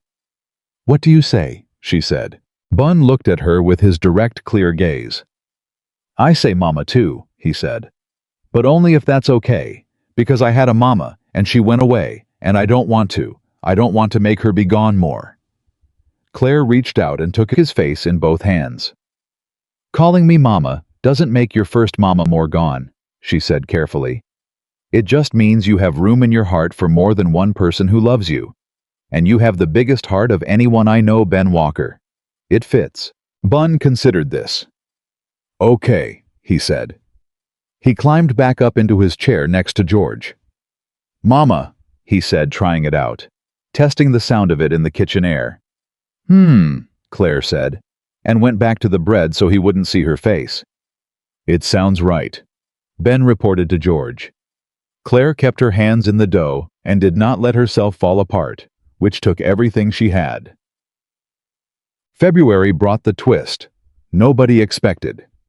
It came in the form of a man named Gerald Pratt, one of the Pratt brothers, who held a note at Whitmore's bank, who appeared at the Walker Ranch on a Tuesday afternoon with his hat in his hands and a look on his face that was equal parts embarrassment and urgency. Thomas brought him inside. Claire stayed because Thomas had stopped suggesting she leave the room when things happened, and she had stopped offering. Gerald Pratt sat down and said without much preamble that Richard Whitmore had approached him last week with a proposition. Whitmore wanted to buy out Gerald's note, pay it off early, with favorable terms, in exchange for Gerald signing a statement attesting to certain things about the Walker household. Thomas went very still. "What things?" he said. Gerald turned his hat in his hands. "He wanted me to say that I'd observed financial mismanagement. that I had personal knowledge the household was unstable. He paused. I told him I had no such knowledge. He said he'd make it worth my while financially to remember differently. The kitchen was quiet. He offered you money to lie about us, Thomas said. Yes, Gerald said. And you came here instead, Claire said. Gerald looked at her. My father knew your father, he said to Thomas. And what Whitmore's been doing to families in this county. He stopped, shook his head. I'm not the only one he's approached. I think you need to know that. I think Darrow needs to know that. Thomas looked at Claire. This was not the end. This was a new dimension of it. Whitmore, having lost the direct approach, was trying to buy testimony, which meant he was not done, which meant the board meeting and Holt's report and the revised mortgage terms had hurt him, but not stopped him. Will you put that in writing? Claire said to Gerald. What he offered you, what he asked for. Gerald Pratt looked at her. That's why I came, he said. I already wrote it down. I brought a copy for Darrow. He reached into his coat and produced a folded paper. And I talked to my brother, and to James Hadley. They've had similar conversations with Whitmore's people in the past month. Claire took the paper. She looked at it. She looked at Thomas. This is different from the bad faith argument, she said. This is attempted subornation of testimony. This is criminal, Darrow said, when they were in his office in Millbrook the following morning. He read Gerald Pratt's statement and the two similar statements from the Hadley family and the widow Jansen. And he set them on his desk with the careful precision of a man handling something significant. This changes the entire picture. Can he be prosecuted? Thomas said. That depends on the territorial prosecutor, Darrow said carefully. And on how many witnesses are willing to make formal statements. And on political considerations I cannot entirely predict. He paused. What I can tell you is that with these statements combined with the Kettleworth correspondence and the timeline of the welfare complaint, I can file a formal complaint with the territorial court that will make Richard Whitmore's practices a matter of public record, regardless of what the prosecutor decides to do with it. Public record, Claire said. Everything he's done, Darrow said. On the record, unavoidable. He looked at them both over his spectacles. A man like Whitmore depends on things not becoming public, on the picture he controls being the one people see. He paused again. I think it's time to take that picture away from him entirely. Thomas looked at Claire. Claire looked at Thomas. Do it, Thomas said.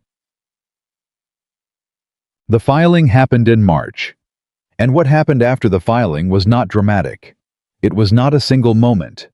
It was the slow, inevitable turn of a thing that has been moving in one direction for a long time, finally moving in another. The territorial court received the complaint.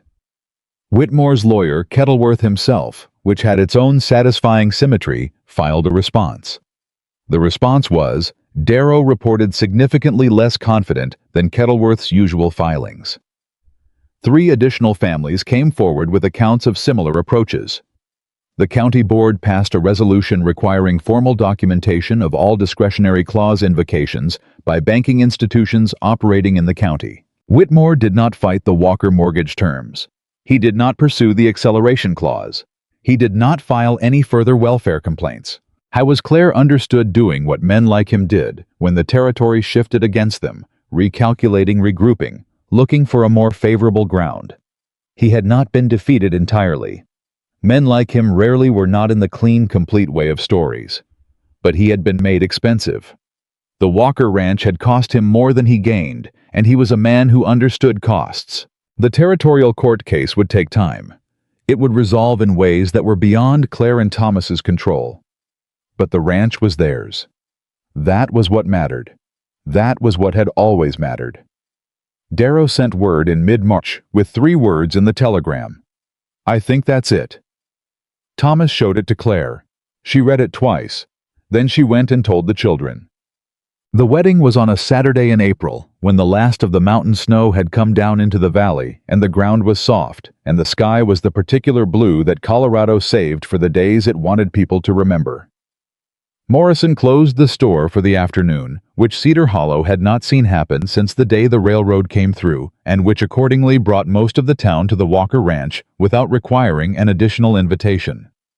Harriet Mercer came from Denver. She arrived the day before, and she sat with Lily for an hour looking at photographs, and she told Thomas in private that Eleanor would have approved. Thomas received this with the quiet of a man who has been given something he needed and knows it. The Hadley family came. The Pratt brothers came. The widow Jansen came with her 3 children. Old man Morrison came in his good coat and stood in the back and watched everything with the satisfaction of a person who has been part of a long story reaching its right conclusion. Darrow came. Even Calvin Marsh, the county welfare inspector, whose honest report had been the first crack in Whitmore's structure, came. He stood to one side and did not stay long. But he shook Thomas's hand and nodded at Claire with an expression that said everything about professional integrity without using a single word. The children were extraordinary. Emily stood beside Claire because Claire had asked her to, not as a formality, but because Emily had drawn her into the picture of this place before Claire had understood she was in it, and that deserved recognition. Emily wore her mother's blue ribbon in her hair, which had been Harriet's idea, and she held herself with the particular grace of a young woman who had carried too much, too young, and was finally being allowed to put most of it down. Jacob stood beside his father, straight-backed in the clean shirt that had been pressed 3 times because he kept finding imperfections and doing it again. He shook the minister's hand before the ceremony with the gravity of someone taking a formal responsibility. Because to Jacob, this was a legal and logistical arrangement as much as an emotional one, and he wanted the logistics to be right. Lily had opinions about everything and expressed all of them, and then stood perfectly still during the actual ceremony, which was the most impressive thing she had done in her 9 years. Noah stood beside Lily and held her hand, which was technically backwards.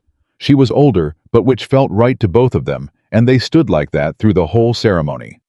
And Bon had decided that George the Rabbit should attend, and had made his position on this clear and firm, and after 30 seconds of family debate, Thomas had looked at Claire, and Claire had shrugged, and George the Rabbit attended the wedding, held carefully in Ben's arms, and was the best-behaved member of the party. During the ceremony, when the minister asked if anyone present had cause to object, Ben said, "George doesn't object." The assembled people of Cedar Hollow laughed, and the laughter was the warm kind, the kind that comes from people who are genuinely happy and are not trying to be quiet about it. The minister continued. Thomas looked at Claire. He said what he said. The words the minister offered, and the words he added at the end, which were not planned, and were entirely, Thomas, plain and direct. "I didn't know what I was asking for when I put that advertisement up. I thought I was asking for someone to keep the house." A pause. "Turns out, I was asking for someone to keep us. And you did. You kept all of us." Another pause. "Thank you for walking up that road." There was not a dry eye among the women of Cedar Hollow. Morrison looked at the sky. Darrow appeared to be reviewing legal documents in his coat pocket, which he was not. Claire looked at Thomas Walker, and she said what she had been saying to him for months in all the ways that had not been these words. "I didn't come here looking for a family. I came here looking for work." She stopped, smiled. "I found better." He smiled back. The minister said the words.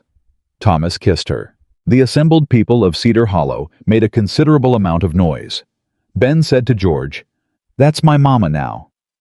Emily heard him. She reached down and took Ben's hand. The ranch was different in the months that followed, and not in the ways that were easy to point at. The fences were repaired. The garden came back.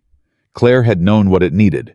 All winter had planned it through February and March, and when April came, she and Lily and Noah and Ben spent 3 Saturdays on their knees in the dirt, putting it right. Thomas stopped correcting their planting choices after the first Saturday, when it became clear that Claire and Lily had between them a fierce and specific conviction about where things should go and were not open to counter-proposals. Jacob got the highest mathematics mark in his school that spring. His teacher, a quiet woman named Mrs. Aldridge, who Claire had met twice and found excellent, sent a note home with him. Jacob brought the note to Claire before he brought it to Thomas, which told her something she held on to carefully. Emily started sending her drawings to a woman in Denver who ran a small publication on Harriet Mercer's introduction. The woman wrote back with interest. Emily read the letter so many times it started to wear at the creases, and she did not discuss it for 3 days, processing privately. And then she came to Claire and said, "She wants 3 more." "Then send 3 more," Claire said. "What if they're not as good?" "Emily," Claire said. "You've been managing this household since you were 12. You can send 3 drawings to a woman in Denver." Emily straightened. "That's not the same thing." "Courage is courage," Claire said. Emily sent 3 more. The woman in Denver wrote back again. Thomas found Emily's drawings accumulating on the parlor shelf, getting longer and more confident and more herself. And one evening, he stood in front of them for a long time. And then he said to Claire quietly, "Eleanor would be proud of her." "Eleanor would be proud of all of them," Claire said. He took her hand. They stood there together in front of their daughter's drawings, and the house breathed around them. And upstairs, somebody was running. Noah probably, or Lily, or possibly both of them, engaged in some dispute that would resolve itself or escalate to requiring intervention. And Ben's voice was somewhere asking George an important question, and Jacob's pen was probably moving in the room he had claimed as his study. The small room off the kitchen that had been Claire's when she first arrived, because Jacob needed a room with good light for his work, and that room had the best morning light. Claire had moved into Thomas's house. She had not thought about that, the simple daily fact of it, until she was standing there in front of Emily's drawings. Thomas's hand in hers, listening to her family inhabiting the rooms above her. She had walked in with a cloth bag. She had walked into every corner of this place. A year after Claire had stood at Morrison's general store, reading that small yellowed advertisement, she was in the kitchen making bread, when Ben came in from outside with his boots muddy, and George the rabbit under his arm, and sat down at the table and said, "Mama, can I ask you something?" "Yes," she said without turning. "How did you find us?" he said. She turned then. She looked at her youngest child, this boy who had once sat in the dark by himself and had not spoken and had held a cloth rabbit like it was the only solid thing in the world, and she thought about how to answer him. "I found an advertisement," she said. "In Morrison's store. It said there was work here." "But how did you find us?" Ben said again, with the patience of a 5-year-old who understands that adults sometimes answer the wrong question. Claire crossed the kitchen and sat down across from him and looked at him seriously, the way he liked to be looked at when he asked serious things. "I walked up a very long road," she said. "And when I got here, the door opened before I could knock." Ben thought about this. "That was me," he said. "I opened the door." "I know," she said. "And you stepped aside to let me in." Ben looked at George. "George says that was smart," he said. "George was right," Claire said. Ben looked at her. "Were you scared?" he said. "When you came?" She thought about the honest answer. "I was scared of needing something," she said. "I didn't want to need anything. I thought needing things was—" She stopped. "I thought if you needed things, they could be taken away." "But we weren't taken away," Ben said. "No," Claire said. "You weren't." "Because you fought," Ben said, with complete certainty. "Because we all fought," Claire said. "Your pa, Jacob, all of us, together." Bon nodded, satisfied with the accounting. "Mama," he said, "I'm glad you walked up the road." Claire looked at this boy, this 5-year-old who had come back from silence and had never stopped talking since Who carried his rabbit everywhere and named the stars from his window, and had called her the name that mattered most with the simplest, most certain confidence in the world. "I'm glad I walked up the road too," she said. She went back to the bread. Ben told George about the road, and the house held them, all of them, in all their rooms, and all their noise, and all their ordinary, extraordinary, daily, irreplaceable lives, the way a house holds a family when the family has earned it, not by being perfect, not by being lucky, not by having anything that other families didn't have, but by the simple, ferocious daily choice to stay. That was the whole story. That was all of it. A woman who came looking for work and found something she had not known she was missing. A man who put up an advertisement for a housekeeper and got back the thing that a family cannot survive without, which is someone who refuses to stop believing in it. 5 children who had been treading water in the deep end for 2 years and finally felt the ground under their feet. A home was not a place. Claire had known this somewhere all along and had not had the words for it until she was standing in the middle of one. A home was the accumulation of every morning someone chose to get up and be present for the people who needed them. Every supper where the bread was warm and the voices were loud, and someone spilled something and someone else laughed about it. Every quiet evening, every hard week, every hand extended across a kitchen table in the dark. A home was built, not found. Built by hands willing to hold the weight and hearts willing to hold the people and voices willing to say plainly and without hesitation, "You are mine, and I am yours, and we are not going anywhere." Claire Bennett had walked 4 miles up a mountain road with $11 in a cloth bag and a pride she had swallowed whole. She had found at the top of that road a house full of people who needed exactly what she had left to give. And she had given it, every day, without reservation. That was how a family was made, not by blood, not by accident, by the woman who walked up the road and stayed.